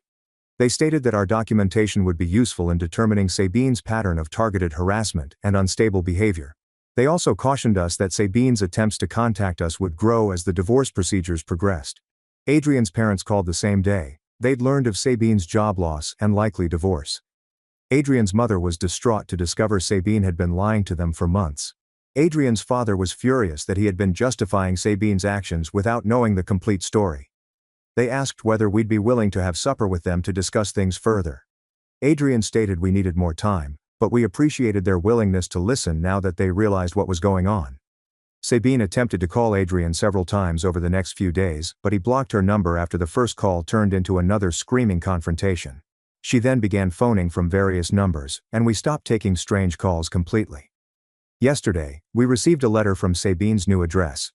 Apparently she is currently staying with her cousin. The letter was supposed to be an apology, but it was actually more of a blame shift. She admitted that she had made mistakes, but claimed that everyone had overreacted. She insisted that if people had simply listened to her warnings about our marriage, none of this would have occurred. Adrian threw away the letter before finishing it. He stated he was done allowing Sabine to influence us. The person he had grown up with was either no longer alive, or had never lived at all. I keep thinking about how Sabine made me doubt myself and my relationship with Adrian. I now realize she was projecting her own failures and fears onto us. It does not justify what she did, but it does make sense now. Martin has been checking in on a frequent basis to ensure our safety. He sincerely regrets not noticing Sabine's conduct sooner. He's also concerned about how this will influence his children, who are perplexed as to why their mother is acting so strangely. We still have no touch with Sabine. Adrian's parents clearly want to re-establish their relationship with us, but we're doing things slowly. Trust takes time to re-establish, and we need to witness consistent changes in how they treat Sabine before we fully re-engage. For the time being, we're focused on getting things done and keeping the peace. The reality about Sabine's predicament has made life easier in certain ways. We don't worry if we overreacted anymore. Update 2. The situation with Sabine has taken unexpected turns. Martin's divorce proceedings have progressed, and Sabine's behavior has become more erratic, as she has lost control of her narrative. Sabine began showing up at areas where she knew we would be about 4 weeks ago. First, it was the grocery store, where we go every Saturday morning. She followed us throughout the aisles, attempting to initiate conversations and making comments on the products in our cart. When Adrian ordered her to leave us alone, she became so loud that other customers stared. The store manager had to escort her out because she wouldn't quit following us. They threatened to ban her from the store if she produced any more disturbances. We began shopping in a different location to prevent further encounters. Then she arrived at Adrian's job. She approached the reception desk and claimed to be there for a family emergency. Adrian was summoned by security and discovered Sabine in the lobby, crying and pleading with him for an urgent conversation concerning their father's condition. Adrian's father was fine. It was entirely manufactured. Adrian's supervisor had to intervene when Sabine refused to leave after Adrian informed her that the meeting had ended. They ended up phoning building security to have her removed. Adrian had to fill out an incident report with HR and explain the entire family scenario to his manager. The most distressing occurrence occurred 3 weeks ago. Sabine somehow obtained my work schedule and waited outside my office building after hours. I came out around 6:30 p.m. and discovered her sitting in her car in the parking lot. She got out and approached me as I headed towards my car. She appeared calmer than normal and asked if we could talk for 10 minutes. She stated she wanted to clear the air and admit that she had been mistaken about everything. I told her I didn't want to discuss and that she should stop coming to my office.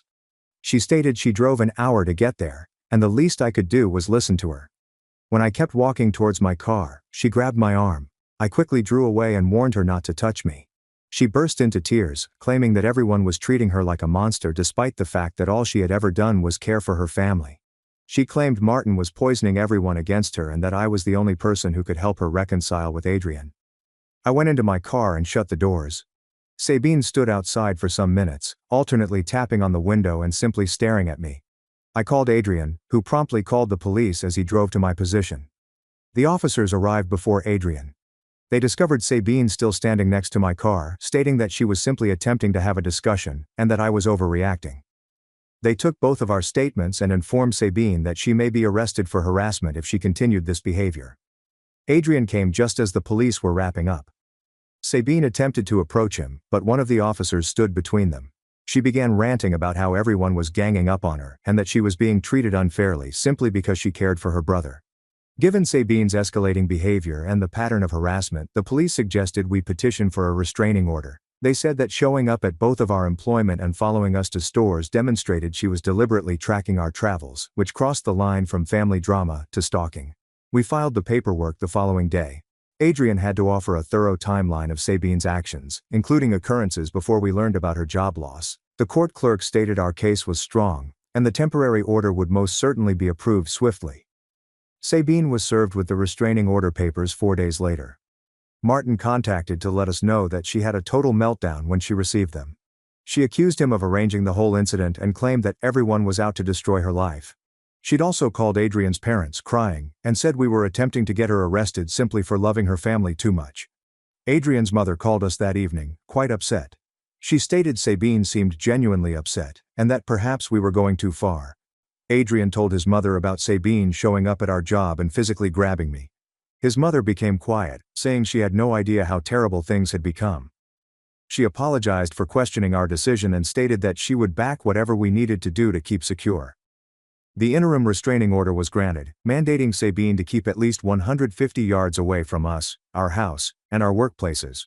She was also barred from contacting us directly or via third parties. But Sabine could not let it alone. Last week she set up a phony social media account and began messaging Adrian's friends and co-workers with her version of events. She claimed that I had misled Adrian into breaking off contact with his family, and that we were using the judicial system to quiet her reasonable concerns. Several of Adrian's pals sent us the texts. Sabine had written long, rambling justifications about how she was simply trying to keep Adrian from making a mistake. She said she lost her job because she spent too much time worrying about our relationship, which was plainly false given what we knew about her dismissal. She had also begun posting mysterious remarks on her own social media pages about being punished for exposing the truth and how disabled individuals use their disabilities to deceive others. She never said my name, but anyone familiar with the circumstances would know who she was talking about. Martin's lawyer contacted us regarding the social media behavior. They argued it may be interpreted as indirect contact in breach of the restraining order. They told us to document everything and notify the court if it persisted. The social media abuse ended after Martin's lawyer issued Sabine a cease and desist letter, but she found another way to cause trouble. She began calling Adrian's job frequently, professing to be concerned about his well-being and inquiring if he appeared fine recently. She informed Adrian's receptionist that there was a family situation and that Adrian may require time off to deal with it. She called so frequently that Adrian's manager had to ban her phone number and notify building security to forbid her admission if she appeared again.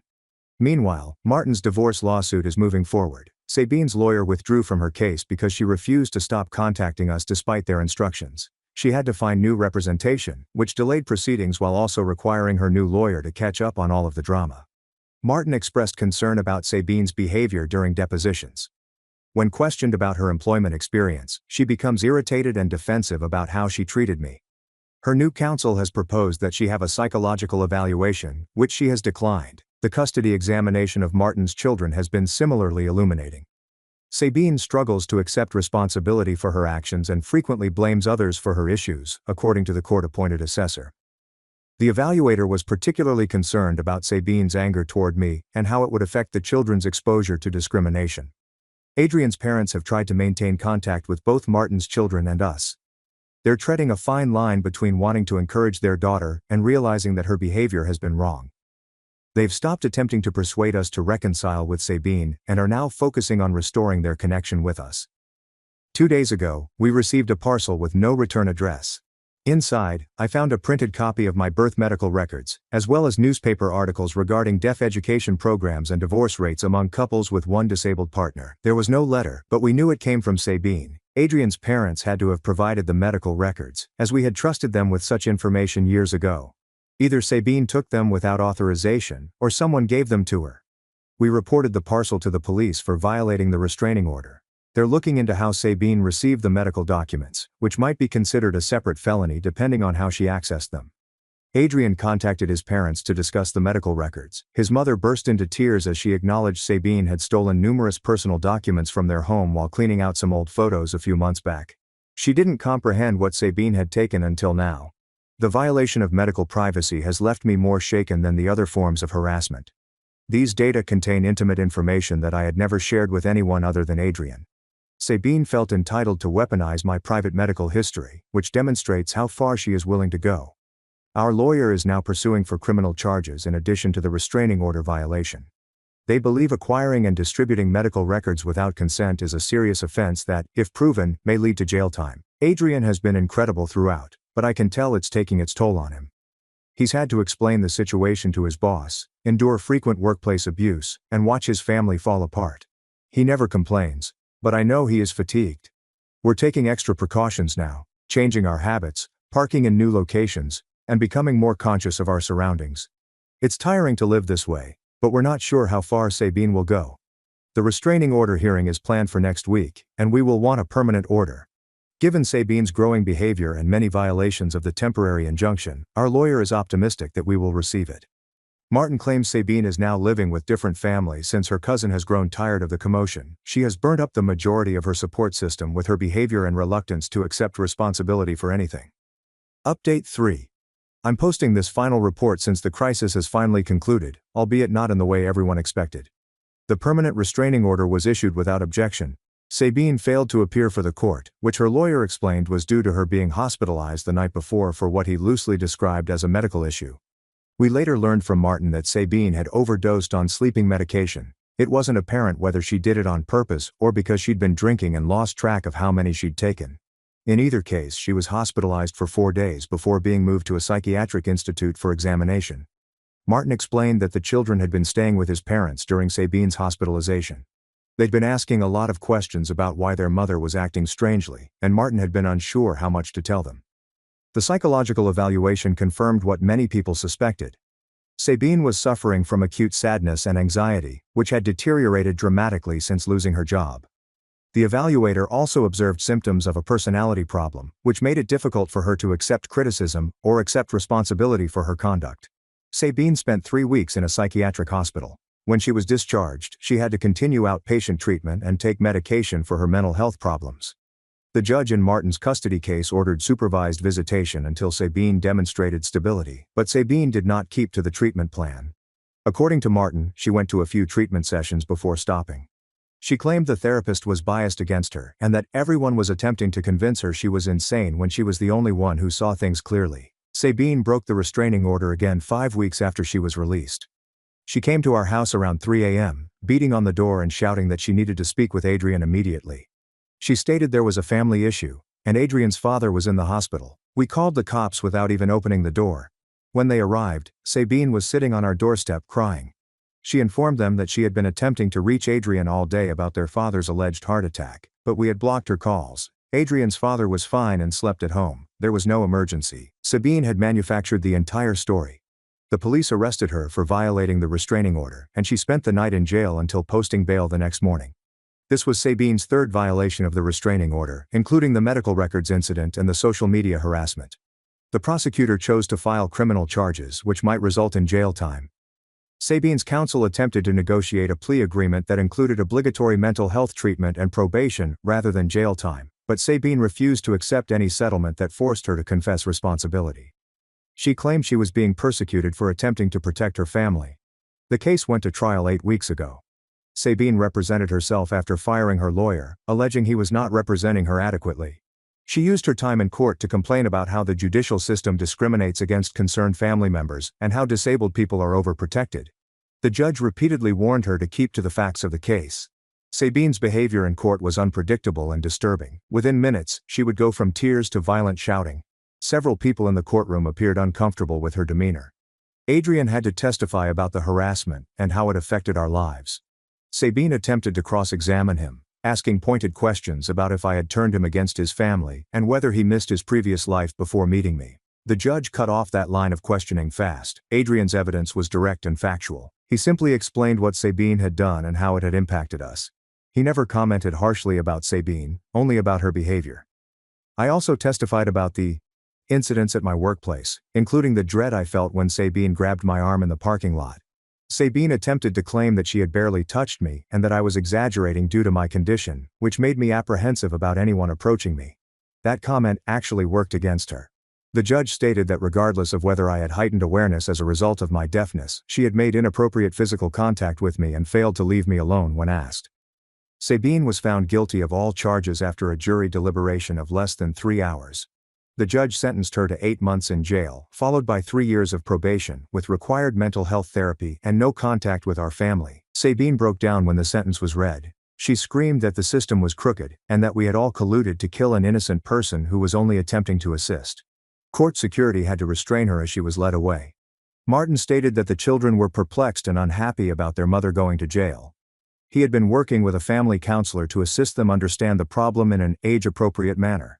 Martin was heartbroken when the older child asked if their mother was a bad person. Adrian's parents were horrified by all that happened. They chastised themselves for failing to intervene sooner, and allowing Sabine's behavior to continue for years.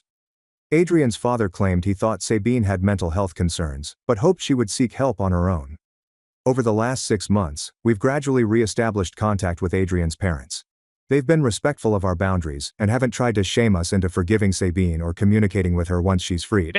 They've also been there for Martin and the kids throughout this difficult period. Adrian's mother has been assisting with childcare and school pickups while Martin works. They've all agreed that Sabine must exhibit genuine transformation before they'll contemplate having her back in their lives. Sabine is now serving a jail sentence. Martin stated that she has been contacting him from jail, alternately apologizing and blaming everyone else for her condition. He stopped taking calls since they were distressing and unproductive. Her release date is still 5 months away. When she is released, she will be compelled to complete mental health therapy and maintain no contact with us. She will also be limited to supervised visitation with her children until her case is re-reviewed by the family court. Martin has begun the process of selling the house he shared with Sabine and relocating to an address she does not know. He wants a new beginning for himself and his children, away from the drama and memories of the last few years. Adrian and I are doing great. The constant stress and hypervigilance of dealing with Sabine's harassment have subsided, and we are returning to our usual lives. We've both learnt a lot about setting boundaries and safeguarding ourselves against toxic behavior. We purchased a house last month, not the one Sabine sabotaged, but one that is ideal for us. Adrian's parents assisted us with the move and appear to be relieved that we are situated and at ease. It felt good to share a great milestone with them after everything we'd been through. Adrian still feels guilty about the way things ended with Sabine. He wonders whether there was anything he could have done differently to help her before she became so out of control. But he also knows that Sabine made her own decisions and that we needed to protect ourselves. The entire experience has revealed who our true family is. Those that support us and treat us with dignity, rather than those who share our DNA but make our life difficult. Adrian's parents have earned their way back into our lives by consistently supporting us. As for Sabine, I hope she gets the assistance she requires while incarcerated. Even if she changes, the damage to our relationship will be irreversible. Some bridges and trusts cannot be repaired or restored. We are now focusing on the future, rather than the previous turmoil. Life is too short to deal with individuals who are intent to make you unhappy, even if they are relatives. The restraining order will be in effect indefinitely. Sabine will have to petition the court to have it removed, which will require her to show real rehabilitation and regret. Given her history of refusing to accept responsibility for her misdeeds, we are not holding our breath. But that's fine. We've discovered that we don't need everyone's approval or understanding to live happily. Sometimes the best thing you can do is keep your cool and surround yourself with people who genuinely care about your well-being. At Christmas, my sister mocked my son's ornament. I stood up before 25 guests, revealed her debts, and announced, her free ride ends tonight. My blood ran cold when my sister Victoria spoke those words. Don't bring your family. They're low class and not on my level. Just you. Can you believe it? I'd spent 12 years supporting her extravagant lifestyle, working to raise my children on a nurse's wage, and this was my thank you. That Christmas was about to change everything for us, and I had to make a decision. I've always been the responsible one. While my younger sister Victoria pursued dreams of luxury, I created a life centered on what actually matters. My children, Sophie and Lucas, ages 9 and 7. Our humble 2-bedroom rental may not appear in magazines, but it's full of laughter and love. As a pediatric nurse, I sometimes work multiple shifts to provide for us. But seeing my children succeed makes every exhausting hour worthwhile. Victoria and I took different routes from the start.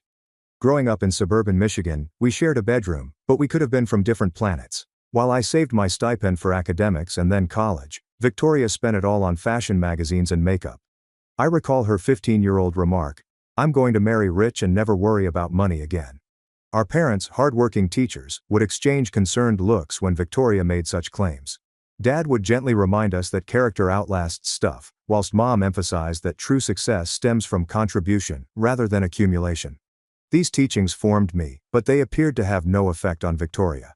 After college, when I studied nursing on scholarship and worked part-time, I began my profession and met Daniel, the father of my children.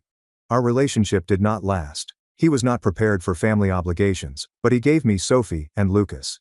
He sends child support checks when he recalls, but we don't rely on them.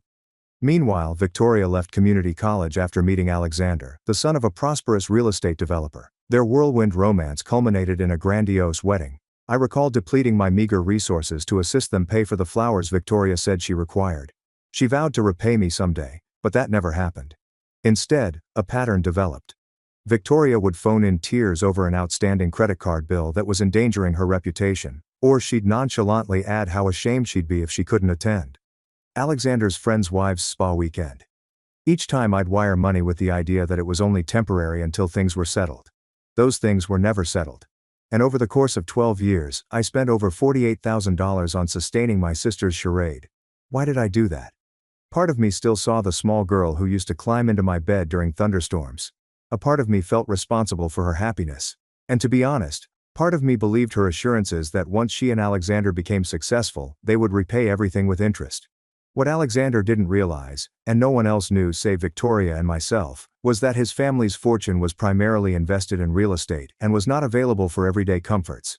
His monthly pay covered their mortgage and necessities, but Victoria's luxury wardrobe, spa treatments and costly parties were mostly paid by her schoolteacher sister's nursing wage. Victoria's Christmas celebrations grew increasingly expensive with each passing year, as did her condescending attitude. Last year she described my sensible automobile as archaic and that Sophie take elocution classes. I swallowed my pride, recalling our parents' steadfast conviction and family devotion. Regardless of the circumstances, my children adored their Aunt Victoria. They just saw the attractive woman who gave lavish presents and lived in a house.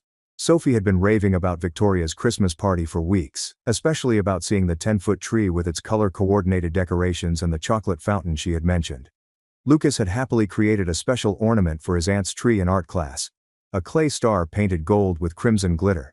He'd carefully wrapped it and asked several times if I thought Aunt Victoria would appreciate it. She likes fancy things, he continued, his small face serious. The invitation arrived in late November on thick cream card material with gold embossing, advertising their annual holiday party. I'd set the date and we'd started planning, saving a little each week for suitable gifts and attire. Then came the phone call, which changed everything.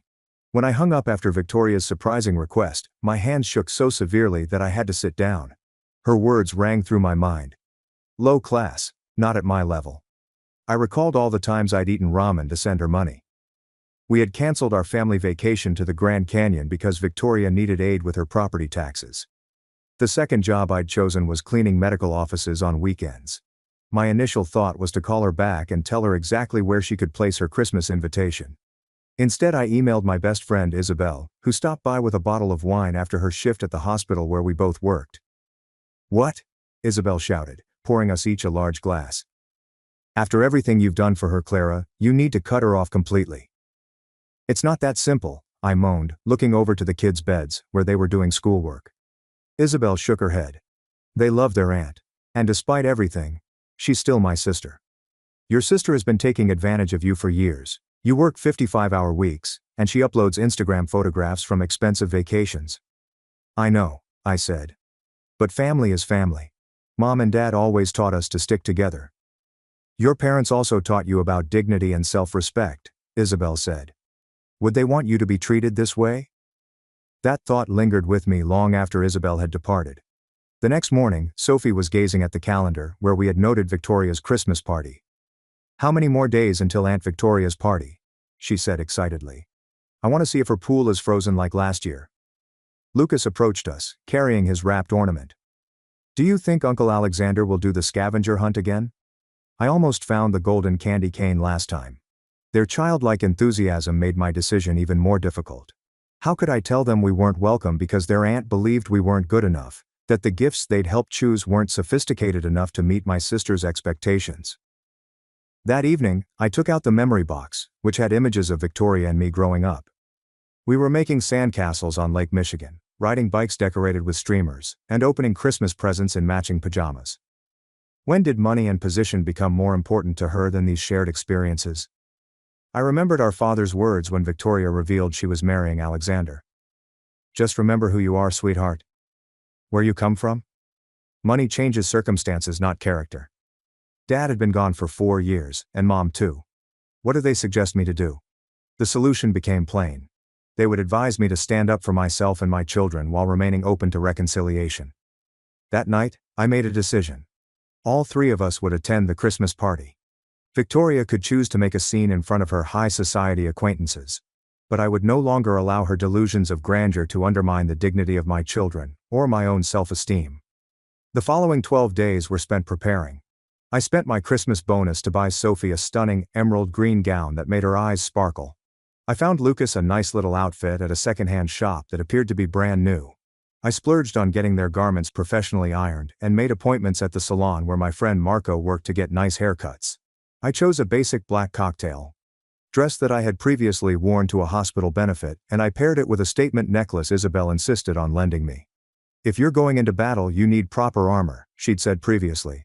I also carefully prepped the youngsters, emphasizing that while adults may differ from time to time, kids need not be concerned.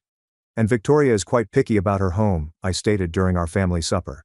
So we'll have to be very polite. And if she appears unhappy about something, it's not about you, okay? That's grown-up things. Is Aunt Victoria mad at us? Lucas inquired, his brow concerned. No, sweetheart. Aunt Victoria just has a different way of doing things. But we're family, and family shows up for each other, even when it's hard.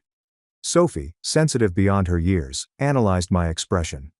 Are you and Aunt Victoria fighting? I carefully chose my words. We have different ideas about some things, but that's okay. People can disagree and still love each other. My nervousness intensified as Christmas came. I mentally rehearsed possible scenarios, ready replies to everything Victoria might say or do. I reminded myself of all the times I had dealt with tough families as a nurse, remaining professional even when emotions were high. I could do it for my children, myself, and yes, even Victoria, who, beneath her luxury clothing and status concerns, was still my little sister. The night before the celebration, I double-checked our gifts. Victoria's handcrafted scarf was wrapped in silver paper and finished with a blue velvet bow. Alexander's fishing book was complemented with a collection of hand-tied flies I discovered at a specialty shop. He mentioned wanting to learn fly fishing last year. For their home, I chose a hand-blown glass decoration by a local craftsman, not pricey, but clever and distinctive. That night I couldn't sleep since I was overthinking every possible conclusion of our unexpected entrance. By dawn, I'd accepted whatever would happen. We were going to show up with our heads held high, dignity intact, and ready to spend Christmas as a family, whether Victoria agreed or not. On Christmas Eve, we drove through the massive iron gates of Victoria and Alexander's estate. Fresh snow had fallen the night before, converting the 4-acre property like something out of a Christmas card. Pristine white coated the sweeping lawns and evergreen trees, each elegantly wrapped in white lights. As we neared the 2-story Georgian estate, workers were clearing the circular driveway. Wow, Sophie exclaimed, pressing her face against the car glass. It's like a castle. Lucas tightened his grip on his wrapped gift.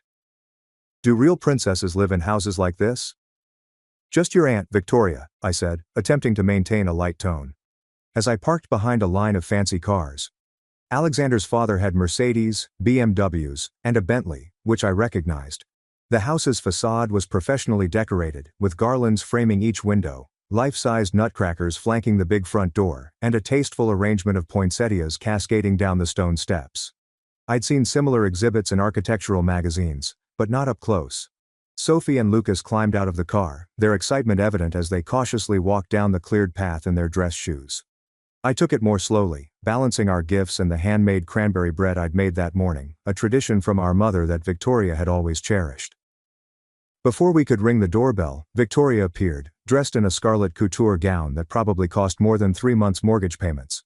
Her flawless blonde hair was pulled into an elegant updo, and jewels glistened at her earrings and throat. Her face flashed with real amazement for a single second before she recovered and smiled tightly. Clara, she replied, her voice falsely cheerful. And everyone. What a surprise. She looked behind us toward the driveway, apparently trying to see if any other guests had noticed our approach. She stepped back unwillingly to let us in after determining that the coast was clear. I thought we discussed this, she said quietly as the kids walked past her into the soaring entryway with its 18-foot Christmas tree. We did, I answered calmly. And I decided that my children deserved to spend Christmas with their entire family. Before she could react, Alexander arrived behind her. His warm smile contrasted sharply with his wife's cold reception. Clara and kids. It's great to see you. He hugged me sincerely before stooping to high-five Lucas and praise Sophie on her attire. The more the merrier, right, darling, he said, looking at Victoria. Of course, she answered with tight teeth. Let me show you where to put your things. She looked at our wrapped parcels with hardly concealed disgust. As we followed her through the marble-floored entryway, I noticed perhaps 25 guests conversing in the big room beyond. The air was filled with classical Christmas music from hidden speakers, while uniformed servers passed around trays of champagne and hors d'oeuvres. Alexander's parents are here, as are the Andersons and the Taylor, Victoria told me, mentioning local socialites. Oh, and the Wilsons just flew in from Aspen this morning. Daniel Wilson is considering Alexander for their new development project. I knew this for what it was. A reminder that significant people were around, and that I needed to behave appropriately. Translation. Avoid embarrassing her. The children can put their coats in the mudroom, she said, pointing to a side corridor. There's a media room downstairs where they can watch movies. Brittany, our sitter, is down there with the Anderson's kids. Actually, I said gently. Sophie and Lucas were looking forward to the party. Lucas even made you a special ornament for your tree. On cue, Lucas proudly displayed his tissue-wrapped product. I made it myself. Victoria's flawless features flickered with something, annoyance, panic, as she took the package with fingertips, as if accepting a suspicious laboratory item. How thoughtful.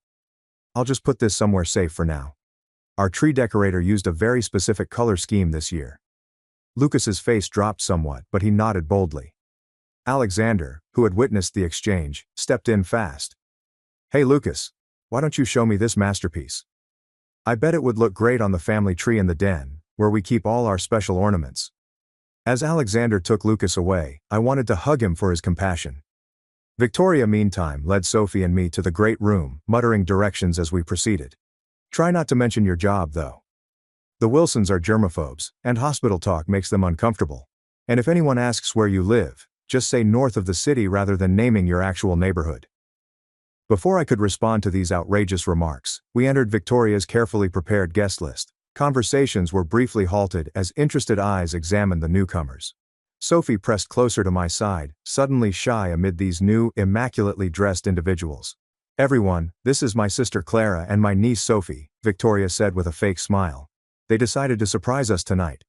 A mumble of polite pleasantries followed, though I caught a few exchanged glances that suggested Victoria had already mentioned me, and not in a good way.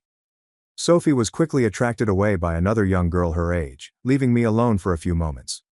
I received a glass of champagne from a passing server and took a little taste while observing the surroundings. The decor was magnificent, with crystal, silver and white with deep burgundy accents. Fresh flowers decorated every surface, and a big stone fireplace blazed with a nicely planned fire.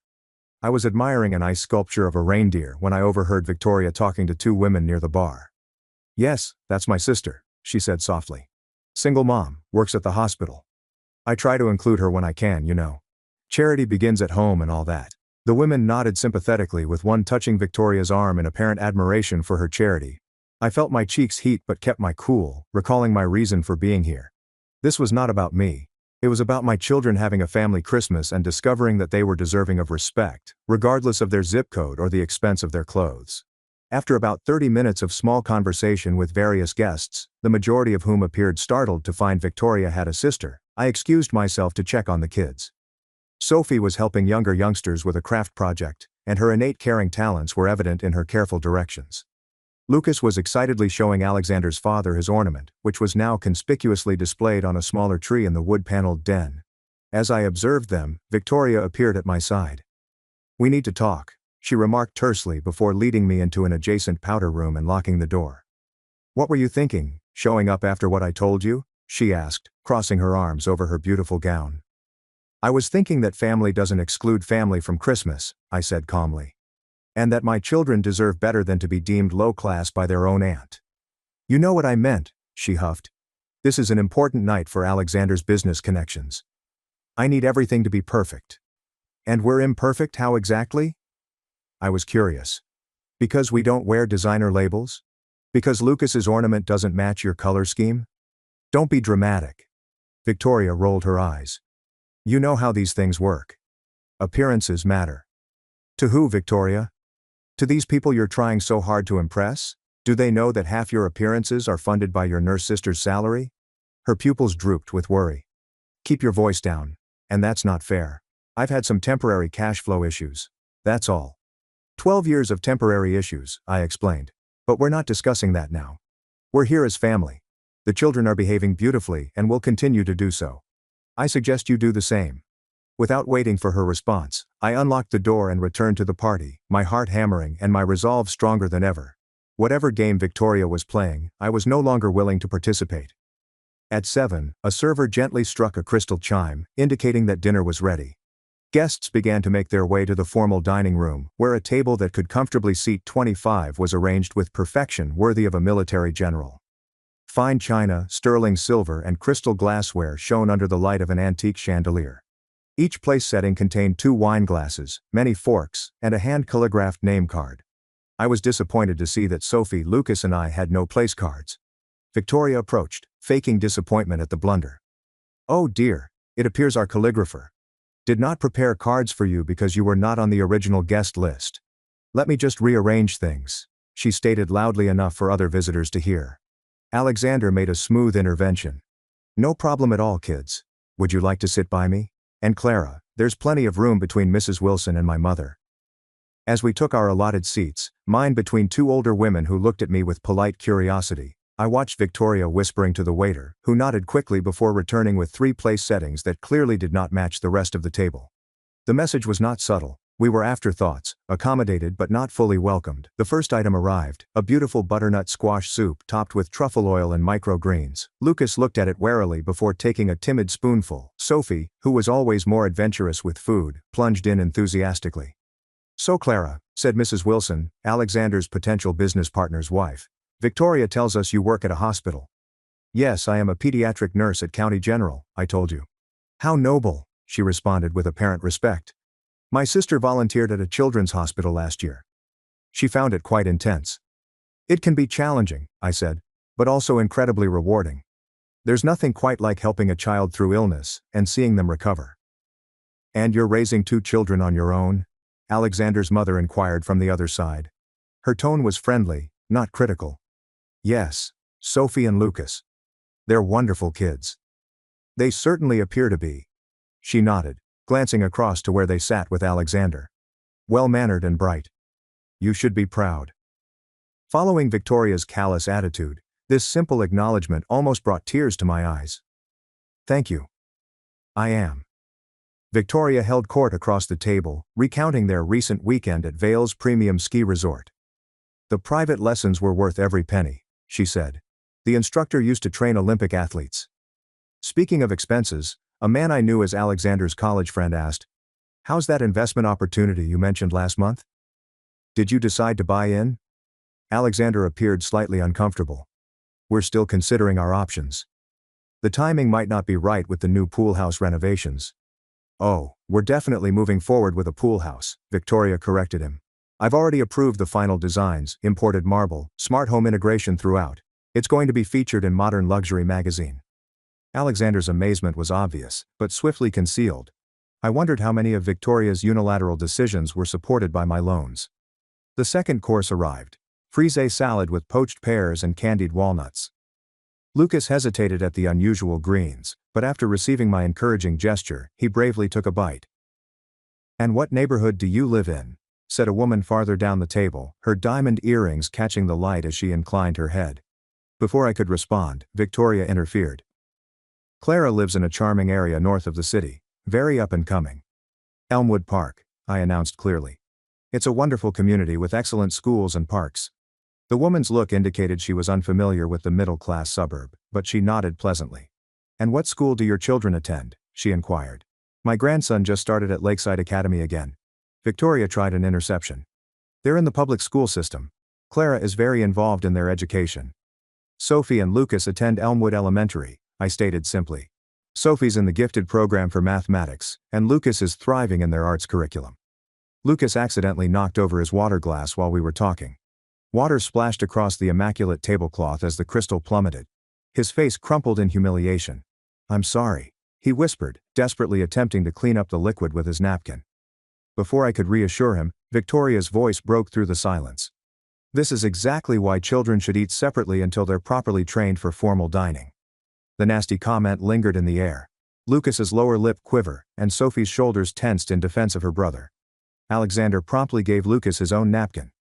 No harm done, buddy. I did much worse at my parents' dinner party when I was your age. Knocked over an entire gravy boat onto my father's boss. His father chuckled in agreement. Ruined a perfectly good suit, but suits can be replaced. Good company can't. The warm response from Alexander and his father appeared to upset Victoria, whose grin had become increasingly stiff. As the evening went, she focused the conversation on her recent charitable activities, which included organizing a fundraiser for the art museum's new wing. We raised over $250,000, she bragged. The chairwoman said it was the most successful event in their history. That's wonderful, Alexander's mother said. Specifically? Victoria paused, evidently unaware of the fundraiser's true goal beyond social prestige. Oh, various educational initiatives, of course. Actually, said another visitor. I believe it's primarily funding the new contemporary exhibition space. My wife is on the museum board. Victoria's smile grew tighter. Yes, exactly, that's what I meant. The main dish arrived, herb-crusted rack of lamb served with truffle mashed potatoes and haricot verts.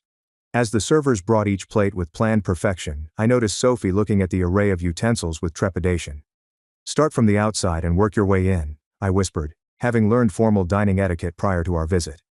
Victoria noticed the exchange and grasped the opportunity. Sophie, darling, that's your salad fork. You're using the dinner fork. The larger one. Sophie flushed quickly and switched utensils. It's hard to keep track when there are so many, Victoria said, addressing the entire table. Proper table manners are really something that should be taught from an early age, but I suppose in public schools, they have other priorities.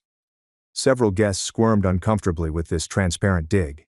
Alexander's mother raised an eyebrow, but kept silent. Alexander was discussing dinosaurs with Lucas, purposefully ignoring his wife's comment. Actually, I replied evenly, Sophie and Lucas have lovely manners. They're just not accustomed to 7-piece place settings. But they're quick learners. Of course they are, Alexander's mother said, giving Sophie a positive smile. And you're doing just fine, dear. I still mix up my fork sometimes, and I've been attending formal dinners for 35 years.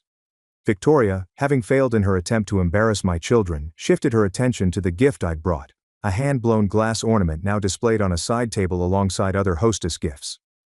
Clara brought the most interesting ornament, she said. It's quite folksy, isn't it? Handmade by a local artist, she told me. May I see it? Alexander's mother inquired, appearing genuinely interested. The ornament was handed to her, and she studied it with admiration. This is beautiful workmanship. Is this from that new glass studio downtown? I've been meaning to visit. Which programs will benefit? Yes, Firelight Studios, I responded.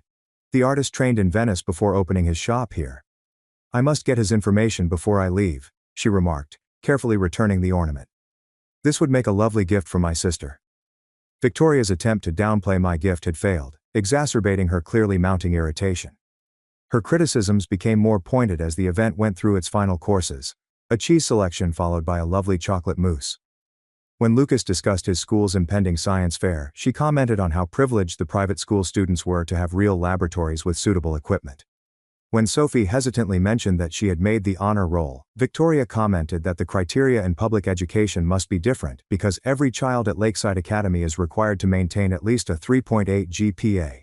Each comment was delivered with a smile that did not extend to her eyes, and each was intended to show her world's superiority above ours.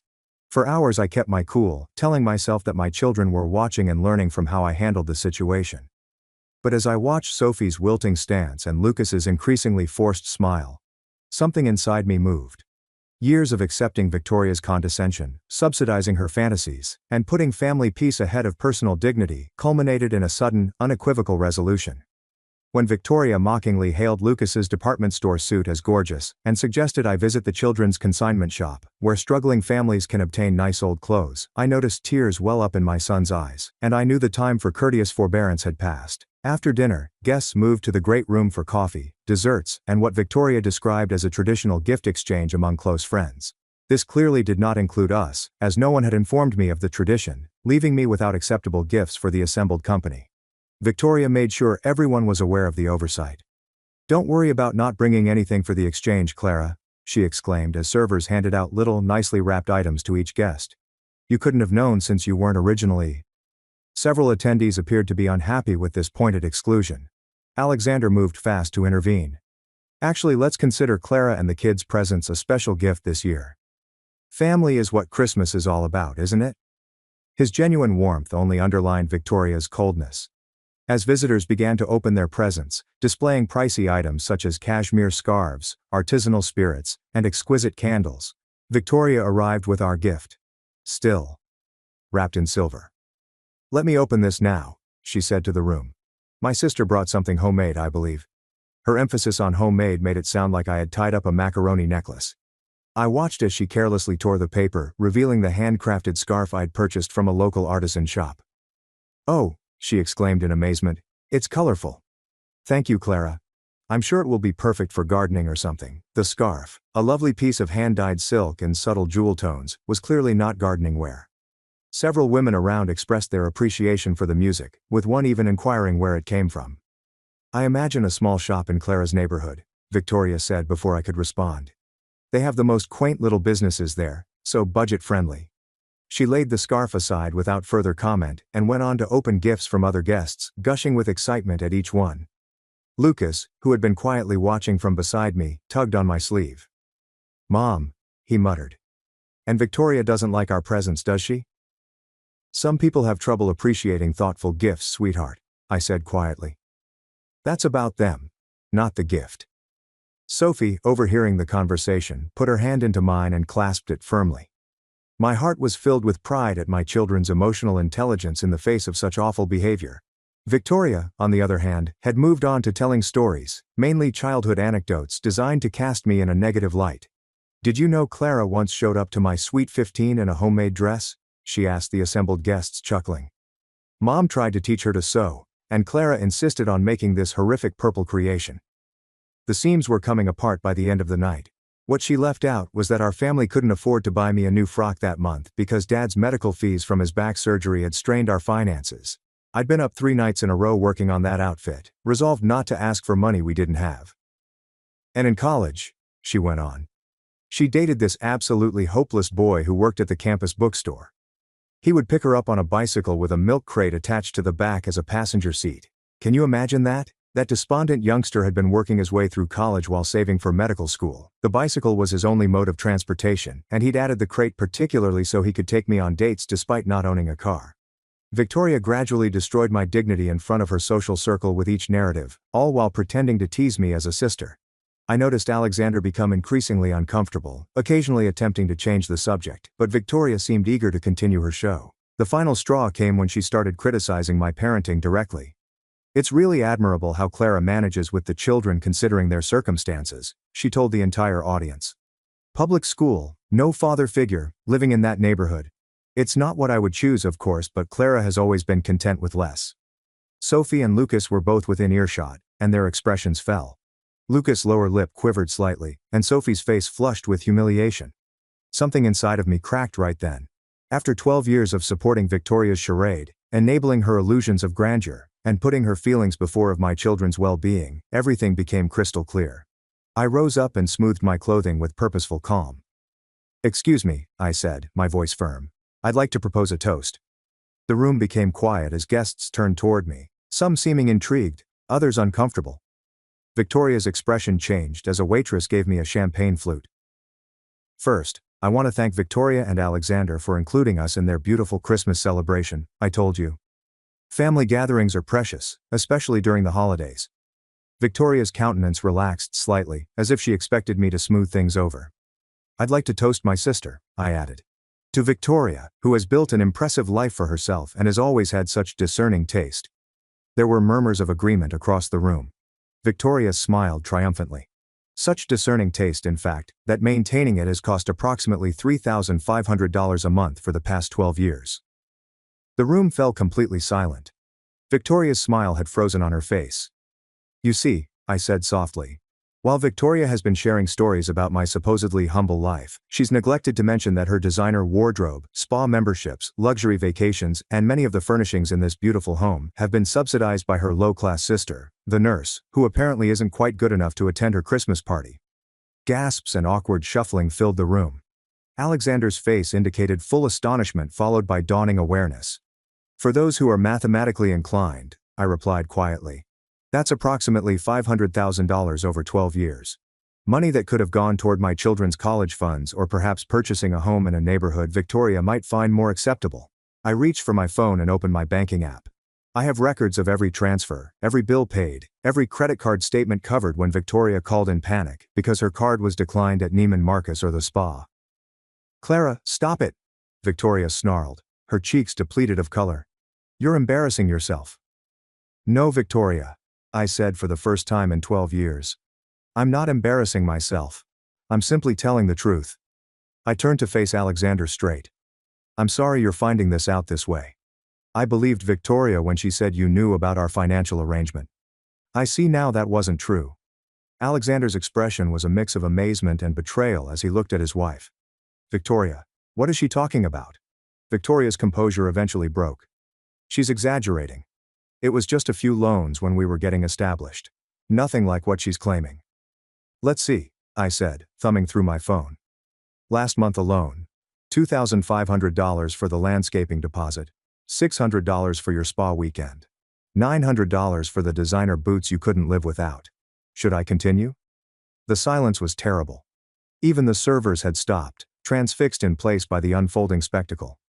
So, I said as I raised my flute, I'd like to toast my kept sister, who thinks she's rich, and to announce that I'll be stopping payment on your luxuries effective immediately. Merry Christmas, Victoria. I took a sip of champagne, placed down my glass, and looked at my children. Sophie, Lucas, it's time for us to go.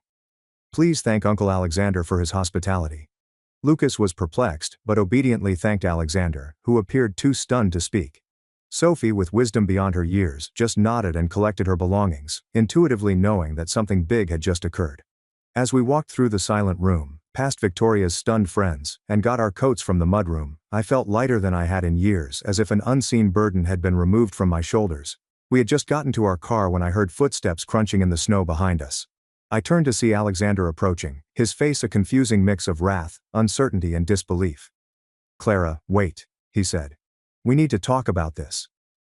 Victoria was following him down the mansion steps, her fashionable shoes too high for the snow, causing her to slip and stumble. Kids, get in the car please, I urged calmly, opening the back doors. Turn on your tablets. I need a few minutes with your aunt and uncle. Sophie and Lucas complied without argument, realizing the gravity of the situation. After they were situated, I turned to face my sister and brother-in-law. How dare you, Victoria snarled, her voice quiet yet angry. You've humiliated me in front of everyone who matters. How dare I said incredulously. You called my children low class. You mocked their clothes, their education, their home. You deliberately tried to make them feel inferior. And you're concerned about your humiliation. You've been helping Victoria financially? Alexander asked, his gaze riveted on his wife. For 12 years without my knowledge. Yes, I responded simply. Since shortly after your wedding. It started with small amounts. A credit card bill here, a shopping splurge there. Victoria always said it was temporary, that you were building your business and couldn't access family funds yet. Over time the amounts increased, and the temporary situation became permanent. Alexander ran his fingers through his hair, clearly pondering this discovery. The spa memberships, the designer wardrobes, the first-class upgrades whenever we travel. Most of it? I nodded. Not everything, of course, but a significant portion. She's exaggerating, Victoria said anxiously. It was just occasional help when things were tight. Sisterly support. She's making it sound like charity. Let me see your phone, Alexander said abruptly, extending his hand to me. I hesitated slightly before unlocking my banking app and handing it to him. He scrolled silently for a few moments, his expression darkening with each swipe. Monthly transfers of $2,500 to $4,000, he read aloud. For years. Direct payments to Nordstrom, Saks, the country club. Victoria, what the hell is this? Alexander, please. Victoria's voice took on a begging tone that I'd rarely heard. It's not what it looks like. Clara offered to help. She wanted to contribute. Contribute? I repeated. Victoria, I've been working 55-hour weeks, eating ramen for dinner, and putting off home repairs to fund your lifestyle. I've delayed saving for my children's education to pay for your spa days. You never said no, she responded. I asked, and you always said yes. That was your choice. Because you're my sister, I answered, my voice breaking. Because every time you made it sound like an emergency. Because you promised it was the last time. Because I believed you when you said you'd pay it back someday. Alexander returned my phone, his look unreadable. The landscaping for the pool house, he explained quietly. You told me your parents had left you a special investment account that matured. Victoria faltered. I needed to tell you something. You wouldn't have approved the renovation otherwise. And the trip to Bali last year. You said that was a bonus from your interior design client. Alexander. Please. Victoria whispered. Not out here, he said, his tone tightening. No, I think out here is exactly where this conversation belongs. We've apparently been living a lie inside those walls for years. As they faced off, I became intensely aware of my children waiting in the car, the cold seeping through my dress coat, and the curious faces watching from the mansion's windows. This confrontation was necessary, but it should not have taken this form. This is between you two now, I stated firmly. My part in it is over. I won't be sending any more money, Victoria. Not a dollar. You'll need to be honest with Alexander about your finances and make whatever adjustments are necessary. You can't just cut me off, Victoria argued, worry rising in her voice. What about the credit card bill due next week? The spa package I've already booked for New Year's. Her entitlement tone reaffirmed that I had made the correct option. Those are your problems now, not mine. I have my own family to take care of. We are your family, she said. Yes, you are, I confirmed. And family treats each other with respect, not contempt. When you're ready to have a relationship based on mutual respect rather than financial dependence, I'll be here. Until then, I need to focus on Sophie and Lucas. Alexander, who had remained quiet for a few moments, suddenly spoke. Clara, I want you to know I had no idea about any of this. I would never have allowed it if I'd known. I believe you, I replied simply. And I'm sorry you're finding out this way. He nodded before turning to face Victoria. We need to go back inside. Your guests are waiting, but when they leave, you and I are going to have the most honest conversation of our marriage. Victoria's face crumbled, and the carefully built facade eventually collapsed. For a brief moment, I saw the sensitive little sister I'd always tried to protect. The girl who was so insecure about our modest upbringing that she created an entirely separate identity to avoid it. Part of me wanted to console her, to assure her that everything would be fine, as I had done numerous times before. But another part, the one that had finally found its voice tonight, understood that this was a necessary reckoning for both of us. Goodbye, Victoria, I replied softly. Merry Christmas. As I went to get in my car, I heard her shout my name again. When I looked back, she stood alone on the cold driveway, her immaculate makeup ruined with tears, and she seemed smaller without Alexander by her side. What am I supposed to do? Now? She inquired, and for the first time in years, her inquiry lacked manipulation. Only genuine dread. You figure it out, I replied honestly. Like the rest of us do. One day at a time. With that, I got into my car and drove away from the mansion with its dazzling lights and watchful eyes, returning to our modest house, where the Christmas tree was smaller, but the love was true. In the rearview mirror, I could see my children's reflections, their faces gloomy as they processed what they'd seen. We will have a good discussion about it tomorrow. I would explain that loving someone sometimes entails setting limits, that worth is determined by character rather than goods, and that the truth, no matter how tough, is always preferable to a beautiful falsehood.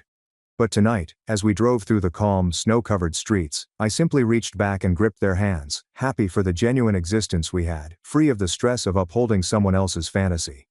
The drive home from Victoria's mansion felt weird, as if we were passing through other universes rather than just neighborhoods. Christmas lights twinkled along the way, and snowflakes floated lazily between our headlight beams. Sophie and Lucas had fallen silent in the back car, each processing the evening's dramatic events in their own way. Are you mad at Aunt Victoria? Lucas eventually inquired in a low voice. I pondered my response carefully. Not mad exactly. Disappointed. Sometimes people we love make choices that hurt us, and it's okay to feel sad about that. Is she still our aunt? Sophie's realistic question got to the heart of what both children were probably pondering. Of course she is, I told them. Family is forever, even when relationships get complicated. But sometimes family members need time apart to figure things out. When we got home, our simple Christmas tree greeted us through the front window, its multicolored lights in stark contrast to Victoria's professionally arranged monochrome display. Inside, I kicked off my heels with relief and proposed an impromptu Christmas Eve celebration of our own. Let's make hot chocolate and watch a holiday movie, I said. The fancy party wasn't much fun anyway. Can we open one present tonight? Lucas inquired, his resilience already regaining strength. I think that is a fantastic idea, I agreed. Within 30 minutes, we had completely transformed our evening. We sipped homemade hot chocolate topped with small marshmallows while watching How the Grinch Stole Christmas on television. The children each opened one carefully chosen gift, new pajamas that they promptly changed into, and the tension from Victoria's estate gradually dissipated in the warmth of our little living room. After the kids went to bed, I sat alone by the Christmas tree, finally able to process the severity of what had occurred. For 12 years, I had supported Victoria's dream existence at the price of my own family's safety. Tonight, I had finally broken the pattern. The relief was evident, but so did the anguish over the relationship I had planned to have with my sister. My phone vibrated with a text message from Isabel. How did it go? I scribbled down a brief description that concluded with, "I'll call you tomorrow with details. Children are sleeping. I'm okay." She quickly responded, "I'm proud of you. Merry Christmas to you. No more financing ungrateful siblings." Christmas morning brought fresh snow and eager children who had temporarily forgotten the previous night's events in favor of opening presents. We FaceTimed with their father, Daniel, who wishes them a Merry Christmas from his new home in California. Though our relationship had ended years ago, we maintained a cordial friendship for the sake of our children. Around lunchtime, my phone called from an unknown number. It was Alexander. "Clara, I hope I'm not interrupting your Christmas," he said, his voice tired. "I wanted to check that you and the kids got home safely last night." "We did. Thank you," I said, entering the kitchen for privacy. "How are things there?" He breathed deeply. "Difficult." After the guests left, Victoria and I talked. Really talked for the first time in years. I had no idea about the financial arrangement between you two. I'm still processing it all. "I understand. It's a lot to take in. I want you to know I've frozen the credit cards and asked for a complete audit of our finances," he said later. "The extent of the deception, it's larger than even you knew. There are loans in my name I never authorized, accounts I didn't know existed." My gut twisted with fear. "Alexander, I'm so sorry." "Don't apologize. You're not to blame for Victoria's choices." His tone softened. "But I am sorry for how she treated you and the children. It was inexcusable." "Thank you for saying that," I responded, moved by his appreciation. "We're getting help," he said. "Financial counseling, marriage counseling. It's going to be a long road." He was still thinking. Victoria, struggling behind all that arrogance, is someone who never felt good enough. It doesn't excuse her behavior, but maybe it explains some of it.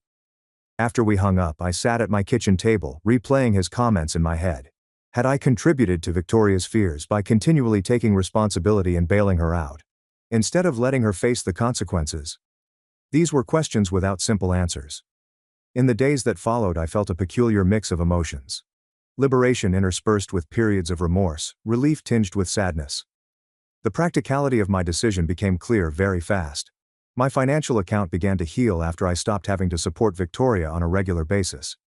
I established a decent college fund for the kids and arranged long overdue repairs to our outdated HVAC system.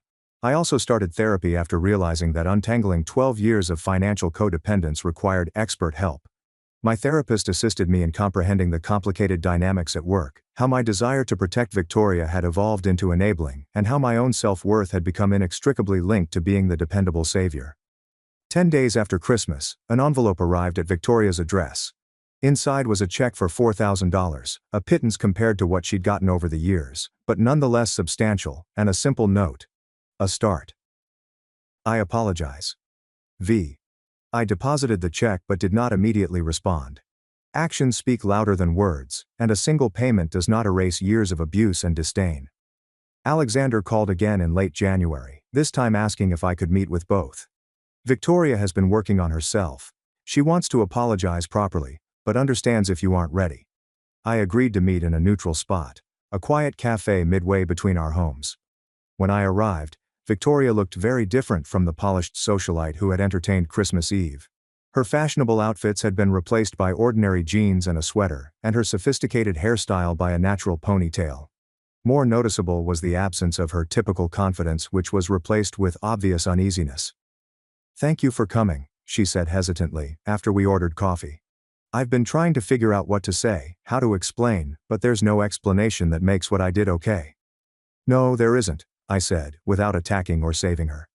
"The financial stuff, taking your money all these years, was wrong," she said afterwards. "But even worse was how I treated you and the kids, looking down on you, acting superior when all along you were the one keeping me afloat." Her voice crackled. "I was so ashamed of who I really was that I created this whole fake persona, and eventually I started believing it myself." "Why?" I said simply. "We came from the same family, Victoria. Mom and Dad gave us the same values, the same love. When did money and status become everything to you?" She stared at her coffee. "I don't know exactly. Maybe in middle school, when the popular girls made fun of my thrift store clothes, or in high school, when I wasn't invited to parties at the lake house because I wasn't their kind. I decided I would become their kind. Whatever it took." For the first time I realized how differently we had experienced our childhoods. How the moments I brushed aside had harmed Victoria's self-esteem. We are selling the mansion, Alexander added. Moving to something within our actual means. Victoria's looking for work too, he told me.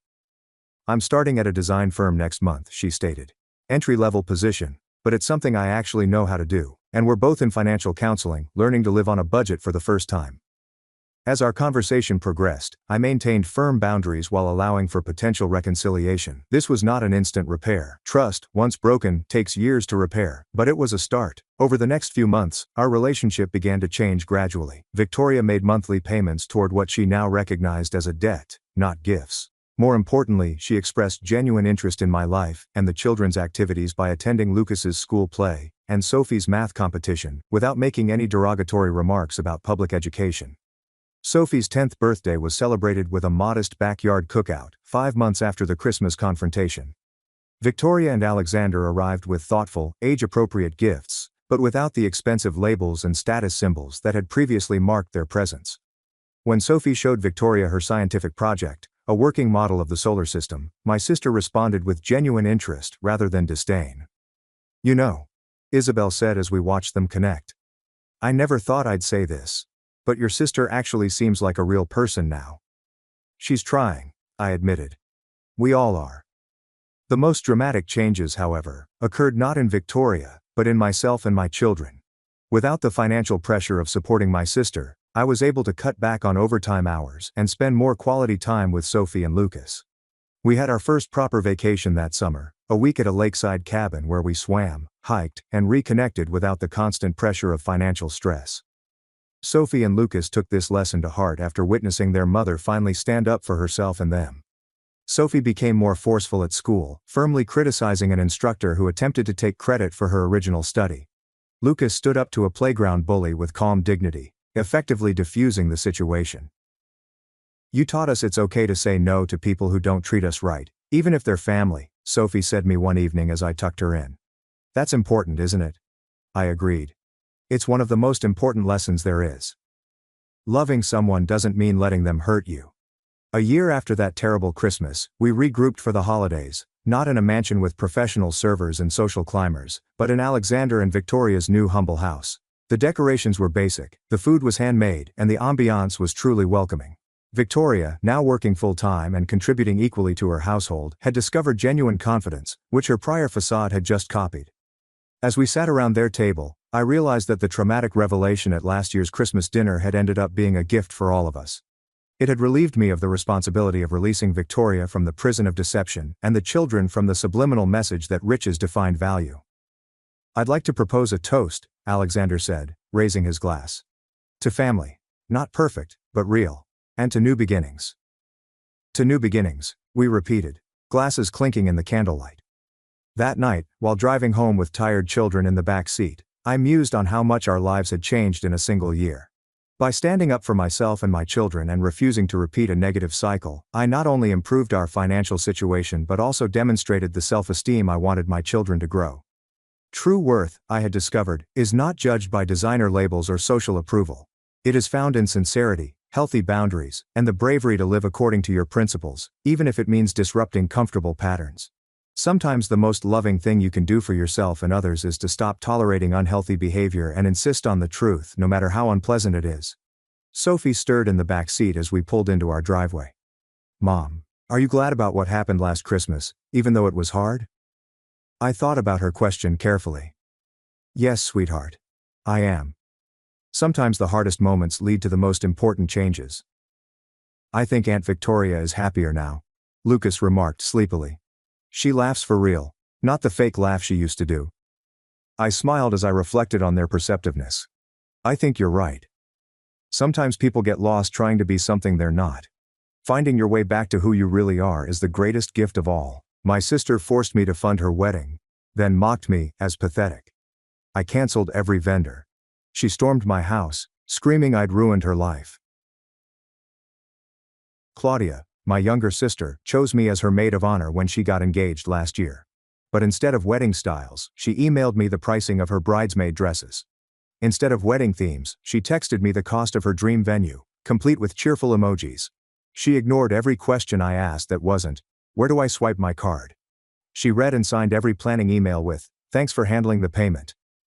The pattern began early when Claudia said she was too stressed out about the wedding to handle vendor contracts. So, naturally, I put everything in my name and paid the deposit because she was my sister. Then she insisted that I shed 10 pounds to avoid ruining images as she ate the pricey cake samples I had paid for. At the dress fitting, she informed the seamstress that I looked like a cow in the maid of honor gown and forced me to spend more for a more expensive one to reduce my size. Then she tweeted on social media about her charity case maid of honor, as if I were some needy single loser she was doing a favor by including. Still, I assumed she was just overwhelmed. And since I could afford it, I decided there was nothing wrong with giving my sister her dream wedding. However, she eventually exposed her genuine motives.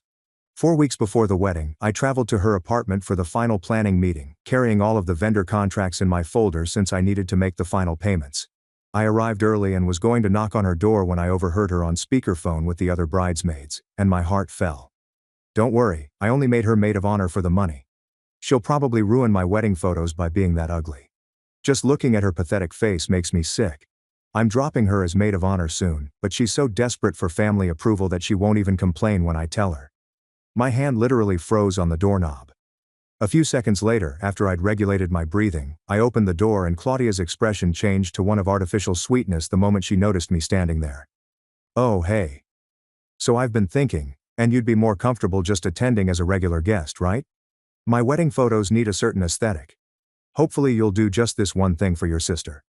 I glanced at her perfectly contoured face and felt something inside me crack clean in half. "Of course I understand perfectly." I lied, telling her I needed to process the change, and walked directly to my car, leaving her smiling after me. If she didn't want me there, I wouldn't be there, nor would my money. The venue deposit was in my name. The photographer used my credit card, and the flowers, decorations and food all required my signature because she had been too busy to handle them. The cancellation policies all provided for full refunds if made 3 weeks or more before the event, and we had 4 weeks. And guess what? All of the contracts were already in my hand. That afternoon, I went home and sat at my kitchen table, the contracts laid out like a deck of cards. My hands shook as I contacted the venue first, but my voice remained firm as I stated that my family circumstances had changed and that I needed my deposit refunded immediately. The photographer, florist, decorator and caterer have all confirmed cancellations and reimbursements after I gave them 4 weeks' notice. With each call, I felt the weight of her words press against my chest, reminding myself why I was doing this. She had cheated me, depleted my bank account while telling everyone I was miserable, and intended to humiliate me at the wedding I had paid for. By the evening, I had regained hundreds of dollars and felt absolutely hollow. 3 days passed in silence as I awaited the inevitable detonation. When my phone rang with Claudia's number, I took a big breath and answered. "The venue says we don't have a booking." "What did you do?" "The wedding is in 4 weeks. Nothing is booked. No photographer, no flowers. Nothing." Her voice cracked with hysteria as reality dawned on her. I informed her that I was now a frequent guest and that guests should not have to pay, so I canceled everything. She exploded with sobbing and screaming about how I was a jealous monster who had ruined her life for nothing. Then she told me I was not invited to a wedding that was no longer scheduled. I began giggling, and she hung up. Our parents called, outraged. But when I emailed screenshots and explained what I'd overheard, their rage subsided into an uncomfortable silence.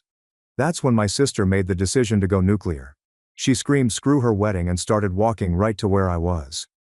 I heard her car before I saw her, the familiar growl of her engine rushing down my neighborhood at double the speed limit. My fists grabbed the kitchen counter as I looked out the window.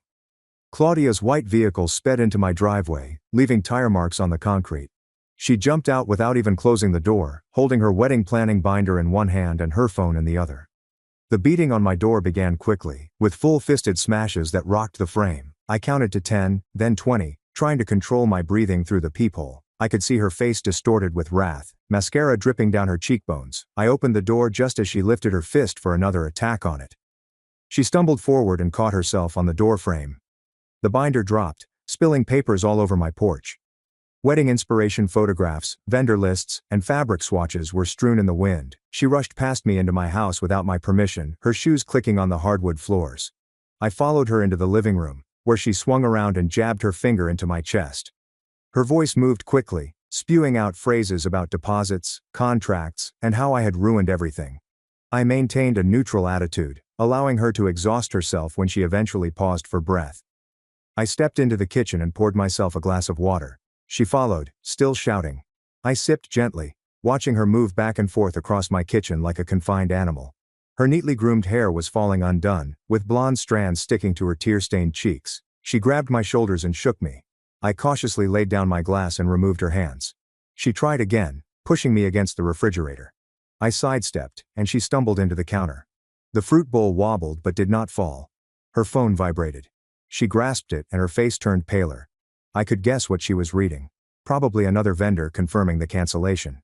She tossed her phone toward the wall. It bounced off and clattered to the ground. The screen fractured but still glowed. She lunged at my purse on the counter, spilling its contents everywhere. Lipstick rolled behind the stove, receipts flew to the ground, and my wallet landed near her feet. She grabbed it, eagerly pulling out my credit cards as if they had some magical solution to her problem. I carefully picked up each item and returned them to my purse as she waved my cards around. When I reached for them, she lifted them above her head like a child playing keep-away. I moved into the living room and sat down, leaving her alone in my kitchen with my credit cards. She followed and threw the cards at me. They had dispersed across the coffee table. I took them one by one and checked them for damage before returning them to my wallet. She stared, her chest heaving with every breath.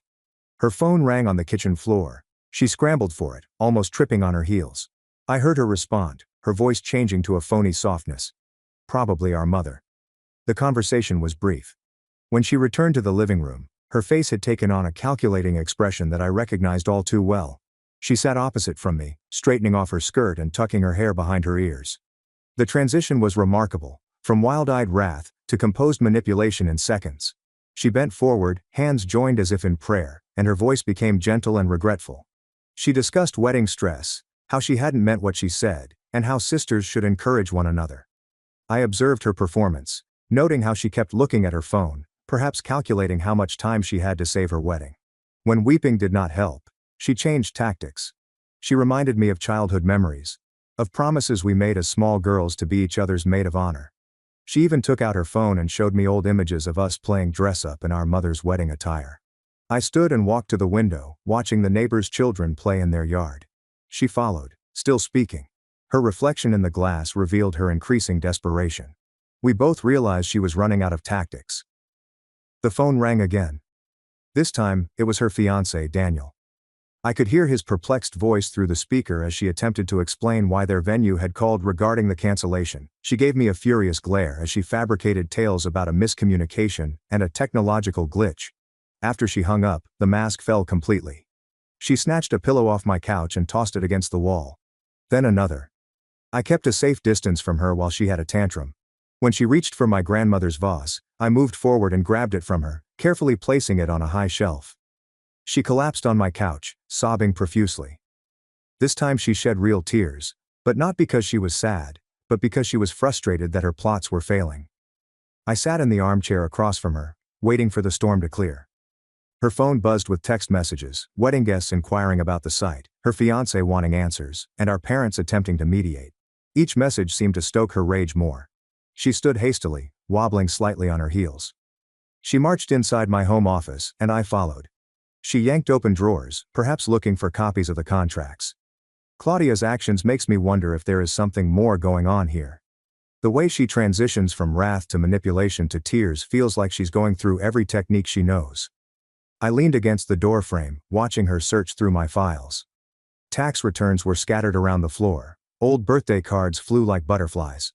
When she didn't find anything useful, she switched to my computer. She pushed past me to the desk and frantically clicked through my email. I reached over and quietly shut the laptop. She wanted to open it again, so I unplugged it and tucked it under my arm. Her face became an awful shade of red. She scooped everything off my desk, including pencils, paper clips, and a smashed coffee mug on the floor. I cautiously stepped across the porcelain shards and returned to the living room, laptop still safely under my arm. She followed, taking a different strategy. She brought out her checkbook and waved it at me. She promised to repay me every penny with interest. She even began writing a check, her hand shaking so much that the numbers were hardly discernible. I didn't reach for the check when she held it out. It fluttered to the ground between us. She wrote another, this time for twice the amount. That one joined the first on the ground. By the fifth check, she was crying again, mascara running down her cheeks. Daniel, her fiancé, arrived and pounded on my door with the same vehemence Claudia had displayed before. I saw his car parked crookedly behind Claudia's, with one wheel on my yard. Claudia dashed to let him in before I could react. He stormed in, still wearing his work clothes, his face flushed with rage. He stared between us, attempting to grasp the situation. Claudia immediately went into victim mode, clinging to his arm and screaming about how I ruined their wedding out of jealousy. I stayed seated, letting her tell her story. When she finished, breathless and in tears, he looked to me for my interpretation. I just inquired whether he understood why Claudia had appointed me maid of honor. His puzzled expression spoke it all. Claudia tightened her grip on his arm. She tried to guide him toward the door, talking about the need to locate new vendors and how they could still save everything if they acted quickly. He refused, staring at me with rising distrust.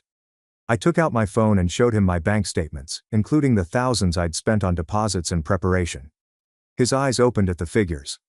Claudia reached for my phone, but he held her back, questioning why her sister had paid for everything.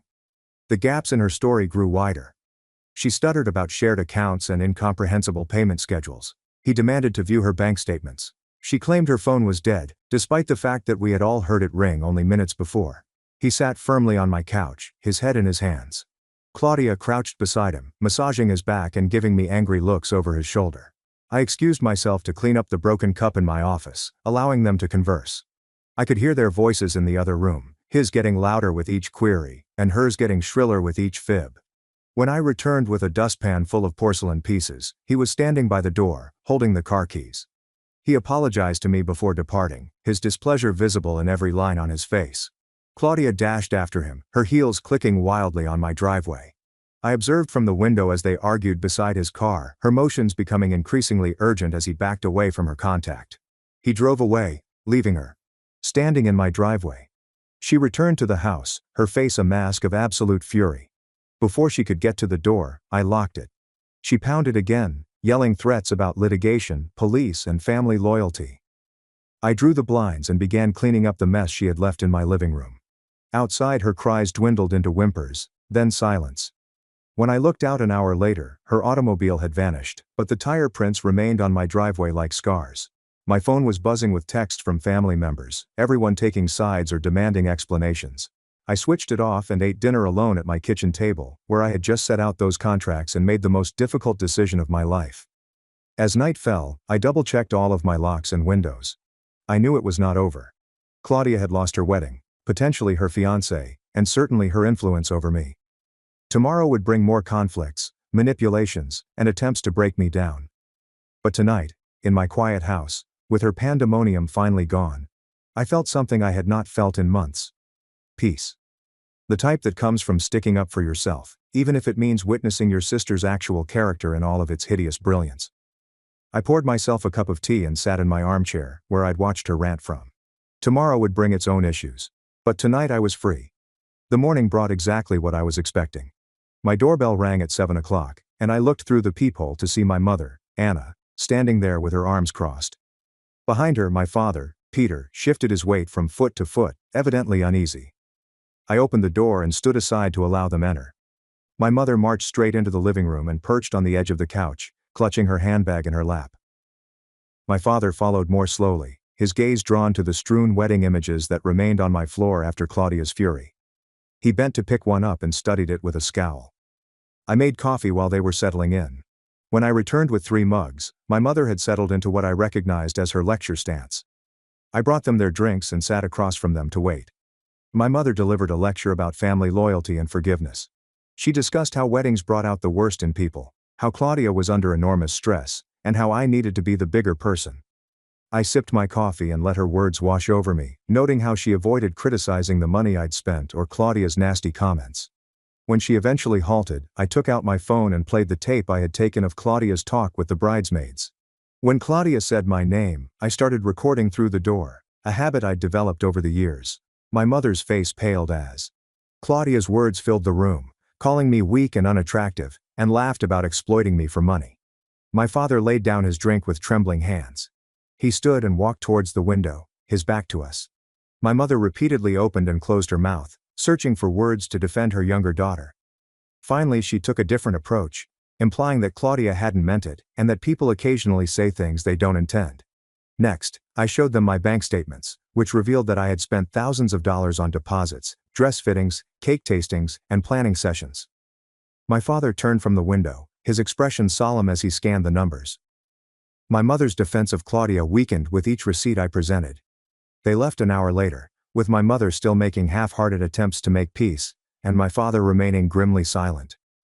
I knew they'd head directly to Claudia's flat.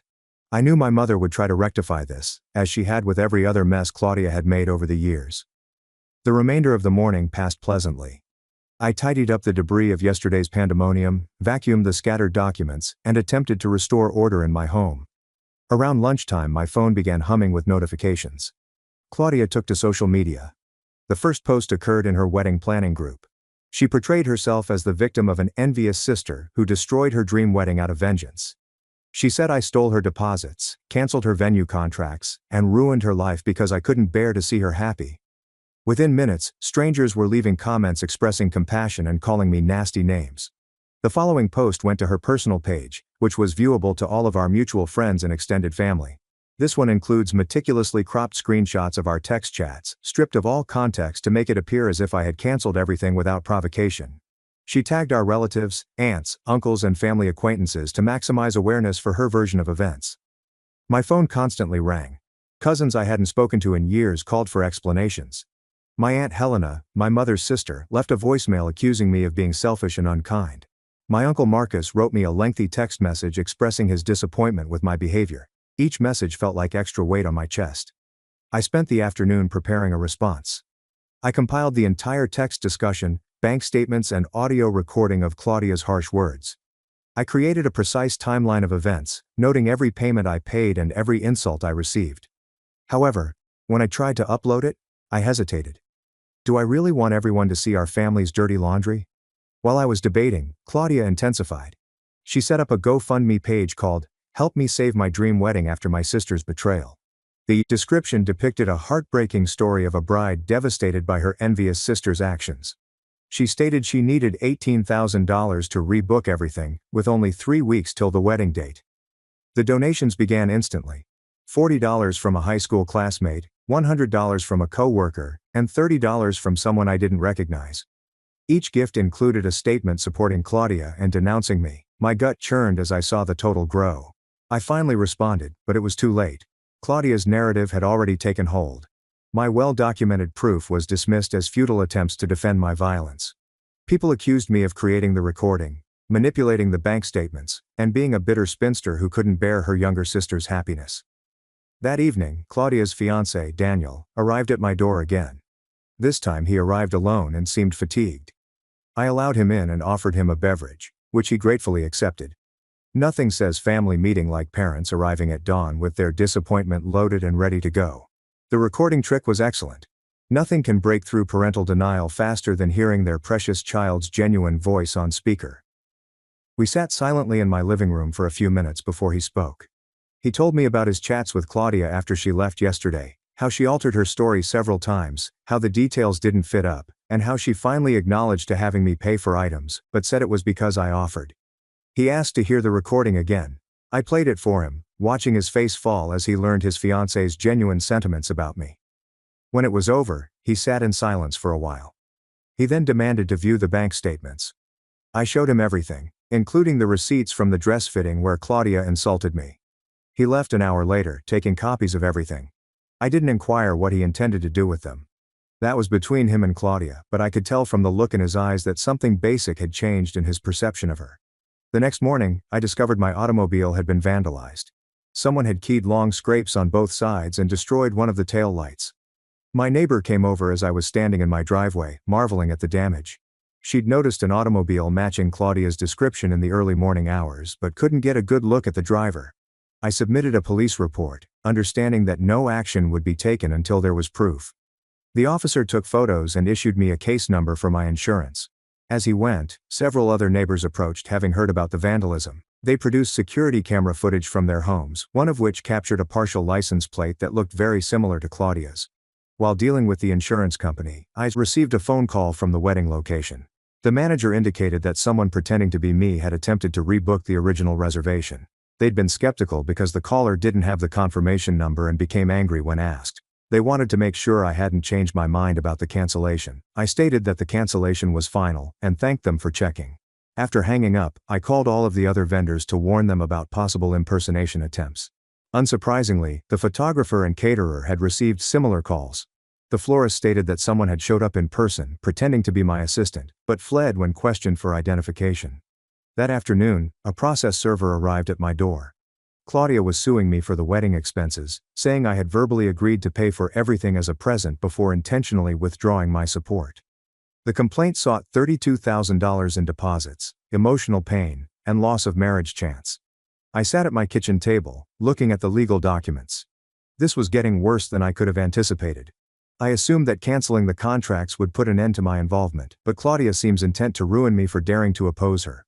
I spent the entire looking up lawyers and eventually found one who specialized in family issues. We planned a consultation for the following day. As I gathered my papers, I realized I had been unwittingly planning for this possibility all along. Every receipt saved, every discussion documented, and every hurtful word preserved.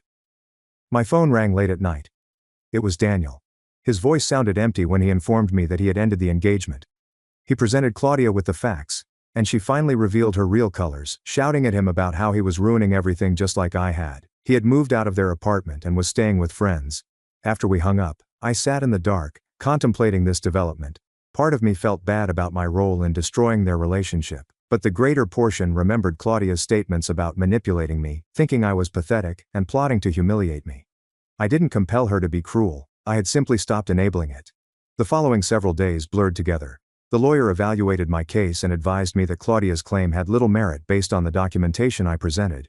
She assisted me in filing a countersuit for defamation based on Claudia's social media posts and the GoFundMe hoax. We also sought a restraining order due to the vandalism and impersonation efforts.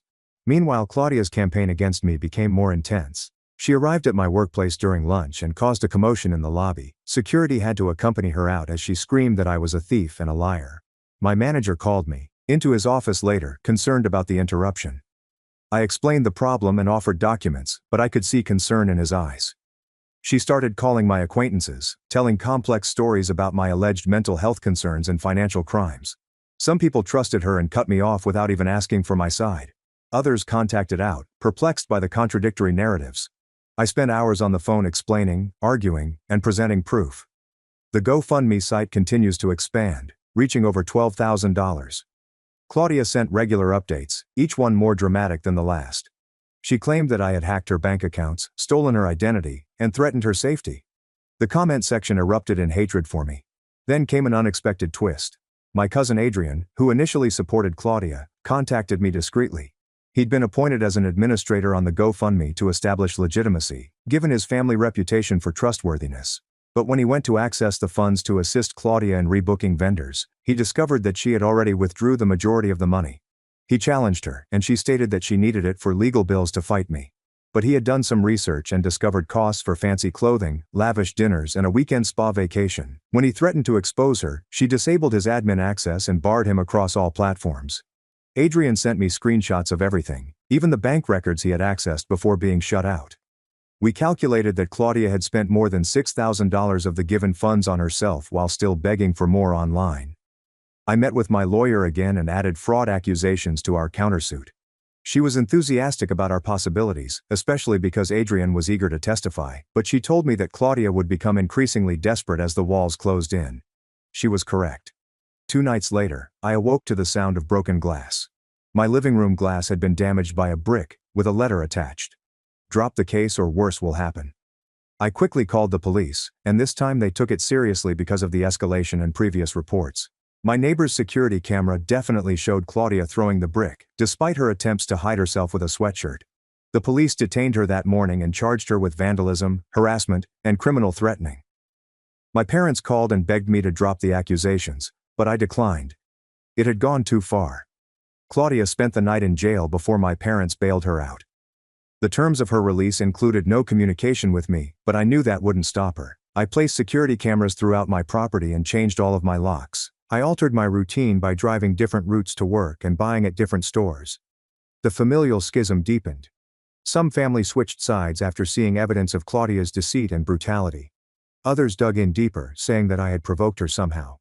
Family gatherings became impossible. My mother stopped speaking to me completely, but my father called every now and again to check on my safety. Claudia's ex-fiancé, Daniel, contacted her again, offering to testify about her behavior if necessary. During their breakup, he discovered further lies, such as credit cards she had opened in his name and money she had stolen from their joint savings account. He was bringing his own legal case against her. Claudia's behavior became more erratic as the case progressed. She harassed me by creating bogus social media accounts, sending me packages containing frightening information, and even attempting to get me fired by filing false complaints with my employer. Each action was chronicled, contributing to the increasing body of evidence against her. After receiving numerous allegations of fraud, GoFundMe was eventually shut down. Donors demanded refunds, and Claudia faced possible criminal prosecution for wire fraud. Her carefully manufactured victim narrative was dissolving, and with it, her support network. One morning, Claudia was waiting for me in the workplace parking garage. She'd lost weight, her fashionable clothing had been replaced with wrinkled sweats, and her neatly groomed hair now fell limp about her face.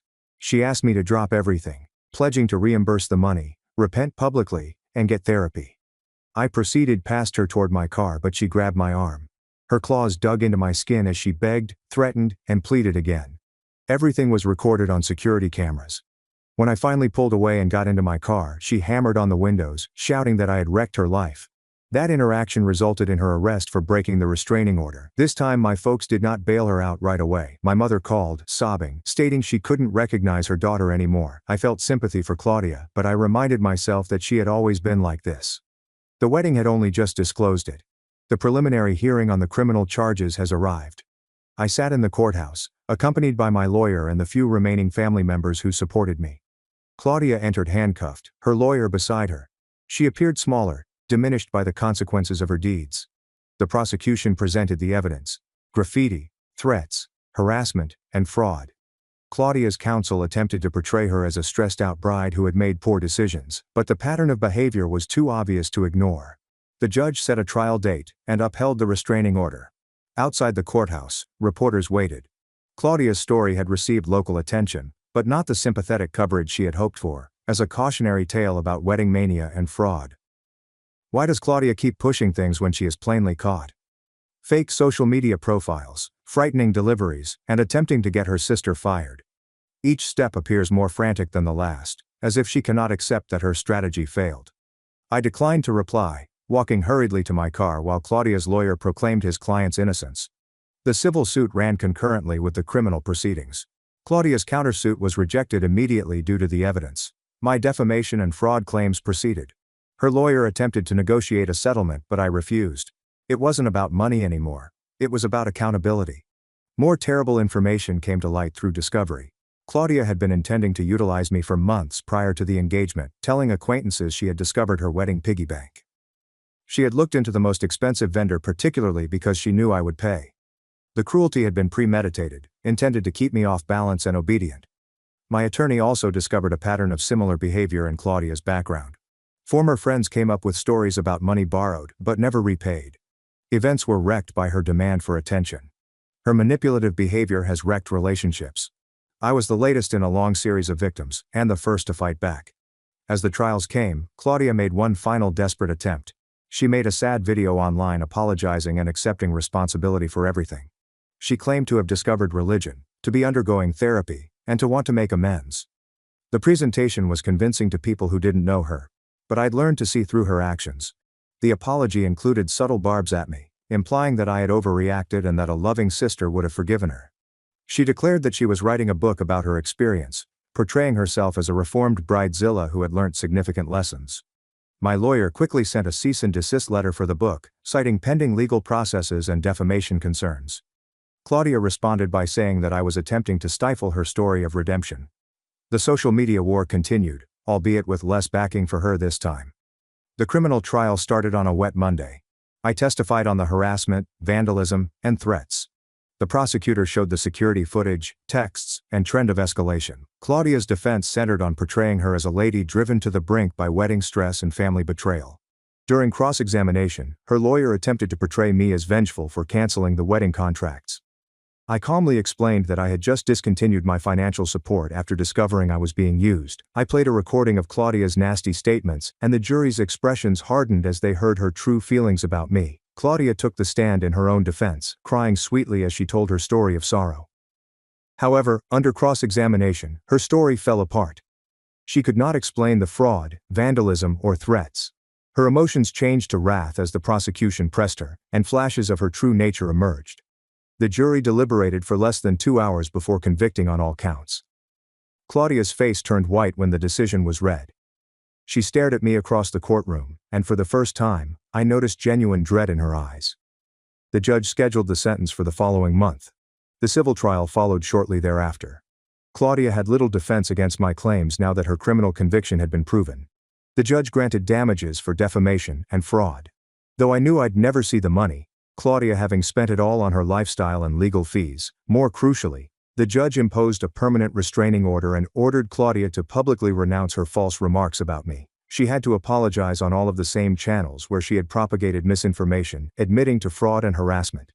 It was a minor triumph, but it mattered. Sentencing day came with unexpected drama. Claudia's lawyer offered character witnesses and psychological exams to support probation. Given the escalation and lack of remorse, the prosecutor sought jail time.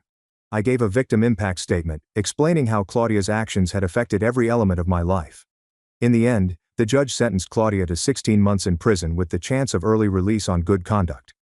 She also ordered reparations for the damages and required therapy. Claudia sobbed as they dragged her away in handcuffs, continuing to play the victim. My folks were distraught. My mother chastised me for not being more forgiving and allowing the situation to progress to criminal charges. My father was more understanding, but he still mourned for the girl he believed he had raised. Our relationship may never fully recover. Some family members apologized for trusting Claudia's lies. Others remained convinced that I had overreacted. I learned to live with a divided family by focusing on the relationships that had made it through the test. My cousin Adrian and I became closer as a result of the incident. Claudia's ex-fiancé Daniel and I occasionally exchanged emails while we both processed the shock of realizing who she truly was. He'd begun treatment to figure out how he'd missed the symptoms. I did the same, going through years of manipulation that I had previously disregarded as sibling behavior. Claudia began sending letters through her lawyer 8 months after being sentenced. They were carefully written to avoid breaking the restraining order while still conveying her anger. She blamed me for everything, even her incarceration and shattered reputation. I forwarded them to my lawyer but did not respond. The wedding date, which had sparked everything, came and went quietly. I spent the time at home going over old photos of Claudia and myself as children. Before the rivalry, before the manipulation, before she'd learned to see me as a resource rather than a sister, I lamented the relationship we'd never truly had. Life gradually reverted to a new normal. As the state of hypervigilance receded, the security cameras were turned off. I stopped looking over my shoulder constantly. When I walked by, work colleagues stopped whispering. The scandal faded and was replaced by other dramas. But the encounter had affected me completely. I'd learned to spot manipulation, set limits, and value myself above what I could supply for others. The thousands of dollars I'd lost on wedding deposits felt insignificant in comparison to the lessons I learned. I began volunteering with a domestic violence charity, sharing my experiences with others who had experienced financial and emotional abuse from family members. Many people were astonished to find that abuse did not necessarily originate from romantic partners, and that family might be just as harmful. A year after the trials, I learned that Claudia had been freed early for good behavior. The restraining order remained in effect, but I was still nervous. I strengthened my security precautions and notified my workplace, but weeks went by without incident. Then I discovered from family chatter that Claudia had relocated across the nation, stating she sought a fresh start where no one knew her story. She had legally changed her name and was working at a tiny boutique. Part of me hoped she had actually learnt and changed. The majority remained suspicious. My mother finally contacted me, offering to meet for coffee. We sat awkwardly in a cafe, unsure how to close the distance Claudia had left between us. She acknowledged she had always knew Claudia could be tough, but had hoped marriage would help her calm down. She apologized for failing to protect me from my sister's darkest tendencies. It was a start, but our relationship would never be the same. Too much had been said and done. But we started having monthly lunches, deliberately avoiding the subject of Claudia while reconstructing what we could of our mother-daughter relationship. Financial recovery took longer than emotional healing. Between legal bills and lost deposits, I had spent over $30,000. Insurance covered some of the vandalism damage, and I would later receive partial recompense, but the majority was simply gone. I gradually rebuilt my finances, becoming more cautious about how I spent money on others. Dating became complicated.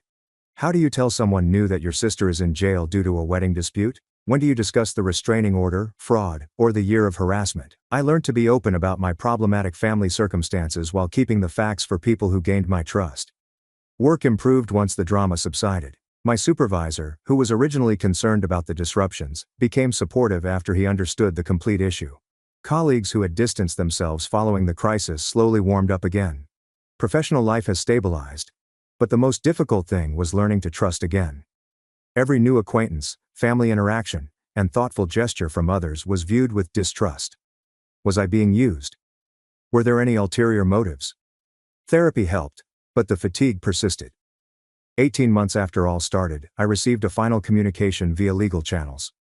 Claudia had written a letter accepting full responsibility for her conduct, acknowledging the anguish she had caused, and committing to follow the restraining order indefinitely. Her lawyer verified that she was not looking for anything in exchange, only closure. I reread the letter several times, looking for hidden meanings or manipulation, but it appeared real, or as genuine as Claudia could manage. I did not respond, but preserved the letter. Maybe someday I'll believe she has changed. Perhaps not. The extended family eventually reached a new balance. Holiday celebrations are divided into two categories. Those who maintained relationships with Claudia and myself, as well as those who picked sides. I went to the ones where I was welcome and created my own customs for the rest. Friends who had supported me through everything grew even closer. They'd seen me at my worst, suffering with public humiliation and private pain, yet remained unwavering. These ties grew in ways that would not have occurred without the catastrophe. I also received unexpected support from those who have coped with poisonous family members. Online communities, support groups, and casual discussions all highlighted how typical these behaviors are. Claudia's lawyer presenting character witnesses for someone who damaged property required a lot of nerve, like asking for a nice review after burning down a restaurant because the soup was cold. I wasn't the only family member who saw me as a resource to exploit. The wedding industry stories were especially poignant. Many people shared similar stories of family members asking them to support extravagant parties that they couldn't afford. The pressure to maintain family peace while being financially strained was a recurring issue. 2 years later, I could finally think about the experience without feeling angry. The scars remained, but they had become a part of my tale rather than a defining feature. I'd learned to set limits, value myself, and spot deception before it got too far. I wondered what might have occurred if I had remained mute that day at Claudia's flat. Would the wedding have taken place if I had accepted my relegation to ordinary guest and continued to pay for everything? Would the truth have come out anyway? But those queries were worthless.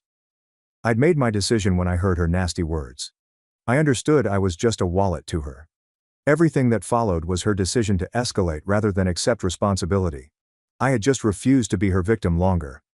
The financial lesson stayed with me. I still assisted relatives and friends when needed, but with clear boundaries and expectations. Gifts were not responsibilities. Loans come with written agreements. And I never again prioritized someone else's goals over my own financial security. Professional treatment had helped me to see the patterns from our upbringing that had created this dynamic. Claudia had learned early on that tears and tantrums would get her what she wanted. I'd discovered that being helpful and generous garnered approval. We had both played our roles until I broke the script. The restraining order continued to provide a peculiar comfort. Knowing it existed, and that there were legal penalties if Claudia attempted to contact me, gave me peace of mind. I never wanted our relationship to end with legal paperwork, but I accepted them as necessary protection. Occasionally, mutual acquaintances mentioned seeing Claudia on social media under her new identity. She appeared to be a life coach who assisted people in overcoming their mistakes. The irony was not lost on me, but I hoped her clients benefited from the transition, even if it was partially performance-based. My social media accounts remained secret, with only trusted friends and family members having access. The experience of having strangers scrutinize my life had left me with little desire for public prominence. Privacy seemed like a treasure I'd never again take for granted. Work emotions were simpler, as I learned to advocate for myself. The abilities gained from standing up to Claudia translated into professional confidence. I negotiated higher pay, took on leadership responsibilities, and stopped undervaluing my contributions. Dating becomes easier with time. I discovered someone who understood difficult families and did not criticize me for the restraining order against my sister. He faced his own familial issues, and we bonded over having to set boundaries with people we loved but couldn't trust. Instead, the wedding deposit money I had recovered was used to make a down payment on a house. It felt like poetic justice to use cash intended for Claudia's fantasy wedding to build my own dreams. The house was tiny, but it was mine, a refuge where I could control who entered. Family reunions were less tense as the years passed. Those who had taken sides immediately softened, understanding that relationships did not have to be all or nothing. I could attend a cousin's birthday party where Claudia might be mentioned without spoiling my day. My mother and I developed a new rhythm. We talked about books, gardening, and everything other than Claudia. She'd mention her sometimes, taking care not to push, and I'd listen without responding. It was a difficult balance, but it was effective for us. Volunteering with abuse survivors has been a regular part of my life. Sharing my tale allowed others to realize their own harmful conditions. Financial abuse by family members was more widespread than most individuals knew, cloaked behind shame and family loyalty. 4 years after that tragic day at Claudia's apartment, I finally felt completely free. The hypervigilance has dissipated into typical caution. The fury had evolved into comprehension. The pain had turned into wisdom. I'd survived and emerged stronger from the experience. Looking back on my life, I occasionally felt grateful for what had transpired. Not for the anguish or betrayal, but for the growth it prompted. I discovered strength I didn't realize I had. I learned to appreciate myself more than what I could do for others. The girl who had paid for everything to keep the peace was gone. In her place stood a woman who recognized her worth, established clear boundaries, and refused to be misled. It had been a costly education, both financially and emotionally, but one that would prove important in the long run. Sometimes, in quiet moments, I wondered if Claudia ever considered what she had lost. Not the wedding or the money, but the sister who had loved her despite everything, the one person who had always been there for her until she had gone too far. But those thoughts never lasted long. My life had progressed while hers had disintegrated. I had established genuine ties, whereas she had burned bridges. I had found serenity, whereas she had discovered repercussions. The best vengeance I'd learned was to have a good life and not to let her actions determine my destiny.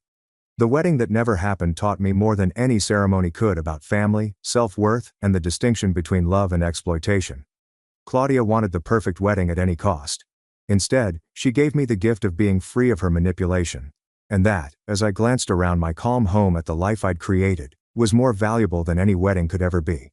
The cost was high, in terms of family division and public humiliation, but the benefits were immense: self-esteem, genuine relationships, and the assurance that I would never again give up myself for someone who saw me as nothing more than a means to an end. The narrative began with wedding planning letters requesting payment and finished with something far more valuable than money: the courage to say no, the strength to stay firm, and the insight to understand that true love never requires you to reduce your own or someone else's aspirations. Claudia had taught me that, but not in the way she meant. The morning after Claudia was released, I awoke to find a box on my doorway. There was no return address, but her penmanship was unmistakable. Inside, wrapped in tissue paper, was my grandmother's jewelry box, which had gone missing during one of her outbursts at my home. A single note inside said, "Starting fresh." I turned the box over in my hands, inspecting it for damage. The lock was broken, and numerous items were missing, including the pearl necklace our grandmother wore to her own wedding. I videotaped everything and emailed it to my lawyer, who acknowledged that technically the restraining order was violated but urged me not to pursue it unless the behavior increased. 3 weeks later, my cousin Adrian called with some alarming news. Claudia had contacted him through a common friend and asked him to set up a meeting with me. She claimed to know something regarding our grandmother's estate that I needed to know. Adrian had rejected, but she persisted, even offering him money to arrange an unplanned rendezvous. I intensified my attentiveness and buried my routines even farther. The grocery store I'd been shopping at for years became off-limits after the cashier noted someone matching Claudia's description and inquired about my shopping schedule. When my trainer received calls regarding my workout times, I switched gyms. My mother's birthday arrived, posing the first true test of our fragmented family dynamics. Regardless of the circumstances, she wanted both daughters present. I agreed to attend the early celebration since I knew Claudia would come to the evening one. My mother became ill on the morning of her birthday, so plans had to change. I raced to the hospital and saw my father in the waiting room. My mother had collapsed during breakfast, and tests were being undertaken. We sat in anxious quiet until the doctor emerged with good news. It was simply a reaction to new medication. Nothing serious. She would be discharged within hours. Claudia appeared in the doorway while we were waiting for our discharge papers. My father called her without thinking. She paused when she spotted me and approached our father, completely ignoring my presence. As I prepared to go, my mother's faint voice cried out from the chamber, begging for both of her daughters. The next 25 minutes were spent in terrible tension. Claudia sat on one side of the bed and I on the other, both completely focused on our mother. When the nurse arrived with discharge instructions, I offered to handle the pharmacy run, desperate to leave the oppressive environment. At the pharmacy, I discovered Claudia's ex-fiancé, Daniel, waiting in line. He appeared healthier than the previous time I saw him. The stress lines around his eyes have gone. We talked briefly while waiting. He had launched his own business, moved into a new apartment, and was dating someone who valued honesty. He added that Claudia had tried to contact him recently, but he had instantly blocked her. I returned to find the hospital room vacant, but for my father. Claudia had quickly gone after receiving a phone call alleging a workplace emergency. My mother was disappointed but not shocked.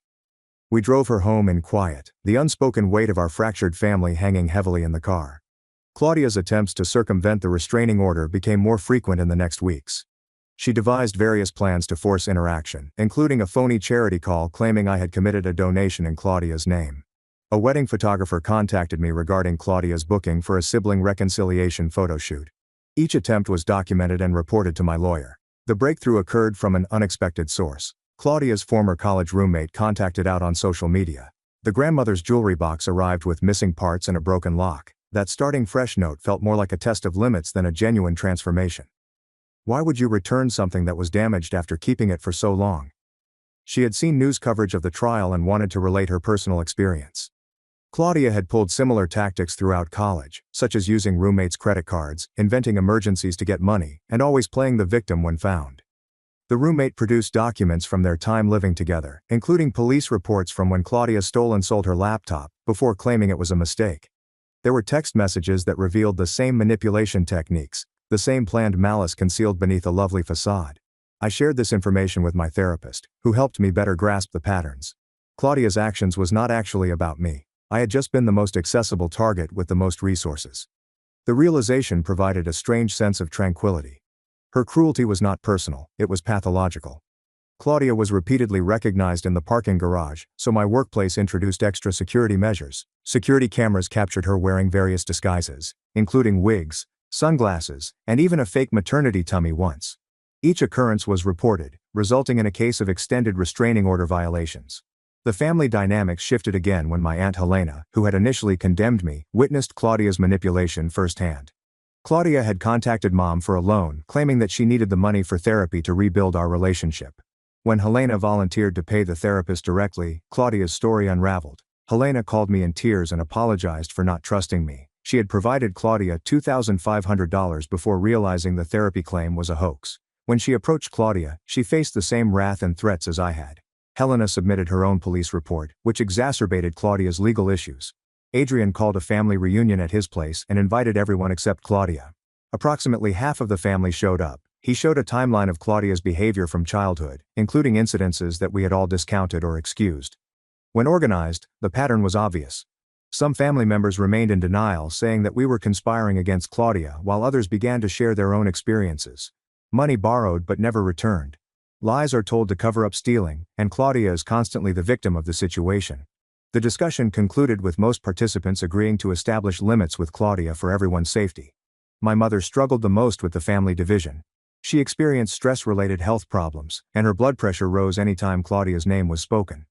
My father finally put his foot down, insisting that they accept Claudia's decision.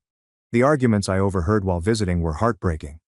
Claudia's escalation reached a perilous climax when she managed to gain a key to my house. I returned home from work to find things had been quietly altered.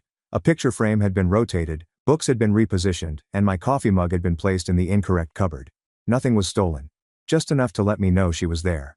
That night, a locksmith arrived and installed new high-security locks. My system was upgraded by the security provider to include motion sensors and fast police notice. I stayed with friends for a week while extra precautions were taken, such as reinforced windows and a panic button. Given Claudia's past, the police took the break-in very seriously. They boosted patrols in my neighborhood and encouraged me to consider temporary relocation, but I refused to be forced away from my house. This was my haven, and I would not let her take it away. Claudia's blunders started piling. The boutique where she worked uncovered anomalies in the register that led back to her. She was sacked and faced possible charges. Her new apartment complex evicted her for breaching the lease by subletting without permission. The meticulously crafted new existence was disintegrating. I learnt from family members that she had been briefly hospitalized for what they euphemistically referred to as tiredness. Adrian learnt that she had been placed on psychiatric hold following a public meltdown at a bank after being rejected a loan. The spiral was accelerating. My therapist assisted me in working through my conflicted emotions. Even though I had simply protected myself, I felt horrible as I watched Claudia's full ruin. Another portion was still outraged from the years of manipulation. The majority of people were fatigued and wanted everything to end. The restraining order violation charges from the break-in were finally enforced. Claudia was caught at a motel where she had been sleeping under a false identity. This time bail was rejected due to her history of infractions. The trial date was scheduled for 8 weeks out. During those 8 weeks I focused on strengthening my boundaries and protecting myself. A lawyer assisted me in forming a trust that would secure my assets from any future schemes. I moved employment to locate a position with more stability and better management. The fresh start felt liberating. My relationship with my parents improved as they accepted Claudia's decisions. Sunday dinners resumed, with an implicit understanding not to discuss Claudia, except for necessary legal updates. We found other topics to discuss. Their garden, my father's retirement plans, anything other than the daughter who had torn our family apart. The second trial was shorter than the first. Claudia had a strong record of infractions that had been extensively documented. Her counsel appealed for mental health therapy rather than incarceration, but the judge pointed out that she had had treatment options yet decided to continue harassing. Claudia earned an additional 14 months in jail for the offenses, to be served concurrently with the remainder of her sentence. The judge also extended the restraining order for a lifetime, with heavy consequences for any violations. Claudia gave me a hollow stare as they carried her away. She'd finally lost her fighting spirit. The family's reaction was muted this time. Even her most ardent supporters couldn't argue with the data. My mother grieved silently at home as my father comforted her. The ambition of reuniting her daughters was dashed with that second conviction. I focused on restoring what Claudia had attempted to ruin. Friendships were restored with those who had separated themselves amid the upheaval. Professional relationships improved as I demonstrated my dependability and skill. Dating was difficult, but it became doable with the appropriate partner who understood family trauma. 9 months passed smoothly. The hypervigilance melted into typical caution. Sleep came easier without worrying about what the morning would bring. I even began traveling again, which I had avoided while Claudia was free and unpredictable. Then came some surprising news. Claudia had been injured during a jail dispute. Nothing life-threatening, but significant enough to require hospitalization. My parents dreaded visiting her. I supported whatever decision brought them peace, while respecting my own boundaries. They went once, and returned shaken. Claudia blamed me for the attack, believing that I had arranged it from outside. The delusion was complete. My parents did not return, eventually believing that their daughter was beyond their aid. Work flourished as I redirected energy formerly spent on defense into productivity. A promotion resulted in increased responsibility and visibility. I accepted. I was no longer scared of success attracting Claudia's attention, and the restraining order and her incarceration served as a reliable cover. Volunteer work with survivors of domestic abuse has expanded. I began speaking at support groups, explaining how family members might also be abusers. Many folks felt better knowing they weren't alone in having family that saw them as resources to exploit, rather than persons to adore. A year into Claudia's second term, I received a letter via official channels. Prison officials had reviewed it, and confirmed that letter included no threats or infractions. Inside, Claudia had scrawled only 2 words. "I'm sorry." I peered at the words, looking for hidden meaning or manipulation. But sometimes the simplest explanation is correct. Maybe she was apologizing. Perhaps prison had finally exposed her delusions. Perhaps it was simply another manipulation. I would never know. And I understood I didn't have to. The letter was filed alongside all of the other papers, no longer as evidence, but as a reminder of how far I had come. From the girl who paid for everything to keep the peace to a woman who recognized and protected her worth. The transformation had been hard yet necessary. My mother's health improved as stress levels fell. She felt peace in knowing she had done her best with Claudia, even if the outcome was not as she had hoped. We grew closer as we shared our grief over the loss of our daughter and sister due to her own decisions. Friends who had been through the storm with me were chosen family. We celebrated holidays together, making new traditions without the stress of controlling Claudia's behavior. The meetings were smaller, but filled with genuine warmth rather than underlying fear. Professional achievement continues to grow. The abilities gained from surviving recognition transferred Claudia, documentation, boundary setting, and pattern wonderfully to business leadership. I mentored younger coworkers, particularly those struggling with challenging home issues that impacted their work. 18 months after my second conviction, I met someone wonderful at a conference. He understood complicated families, having had his own difficult sibling relationships. We bonded about how to protect ourselves while remaining open to love. The relationship progressed slowly but steadily. My cousin Adrian remained a close ally. We frequently thought on how Claudia's actions had unintentionally brought members of the family together. Those who remained together during the crisis formed stronger relationships than before. Silver linings in storm clouds. The residence I had so zealously guarded became a gathering place for the family members who had helped me. Claudia tried to undermine all of the typical family gatherings, including holiday dinners, birthday parties, and informal weekend barbecues. Life had taken a different path around the devastation she had inflicted. As Claudia's release date came, I prepared quietly. The lifetime restraining order offered protection. My support system was great. Security measures were now regular, not emergency responses. I'd created a life that she couldn't ruin with her craziness. The day passed without incident. Claudia was released to a halfway home in another state as part of her parole requirements. She had to keep her distance, undertake required therapy, and submit to regular monitoring. The system had finally identified the threat she posed. My parents chose not to maintain contact with her. The decision brought them both anguish and relief. They prioritized family bonds that offered joy over perpetual crisis. We all learned to refer to Claudia in the past tense, as if she were a ghost that used to haunt our lives. Life slipped into a calm pattern. Work challenges were manageable in comparison to what I'd experienced previously. Relationship issues appeared small after managing Claudia's tactics. I had gained perspective through fire, emerging stronger and wiser. The financial recovery was complete thanks to insurance settlements and prudent saving. I had rebuilt beyond what Claudia had cost me.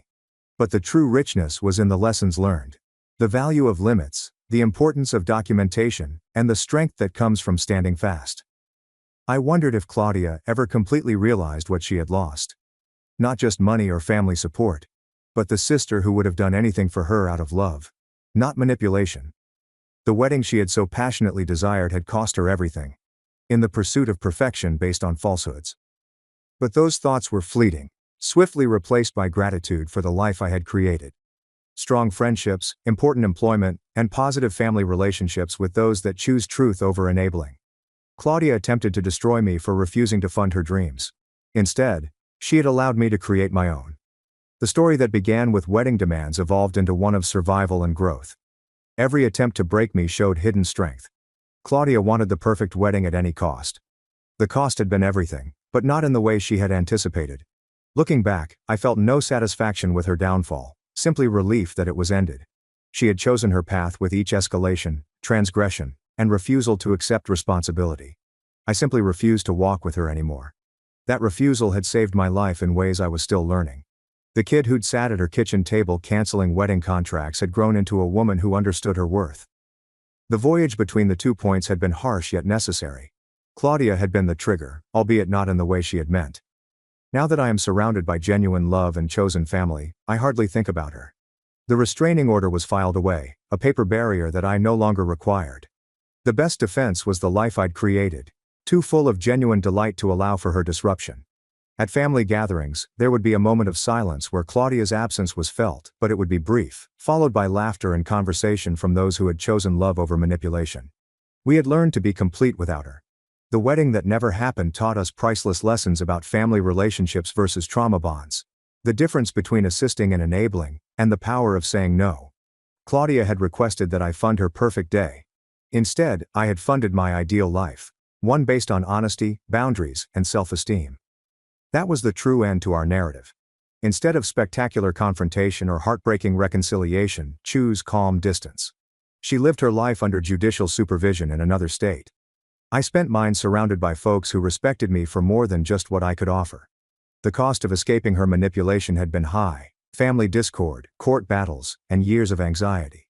However, the prize was immense. A life lived on my own terms, relationships built on mutual respect, and the assurance that I'd never again sacrifice my well-being for someone else's needs. In the end, Claudia had given me an unexpected gift by demonstrating the worst aspects of family life. She had taught me to recognize and appreciate the best. The wedding she had planned to celebrate her ideal life had instead revealed her true nature. And when I defended myself against that epiphany, I realized my own. Well, it was something, right? I appreciate you sticking around while I tried to make sense of everything. It's been a strange one, but in the greatest way.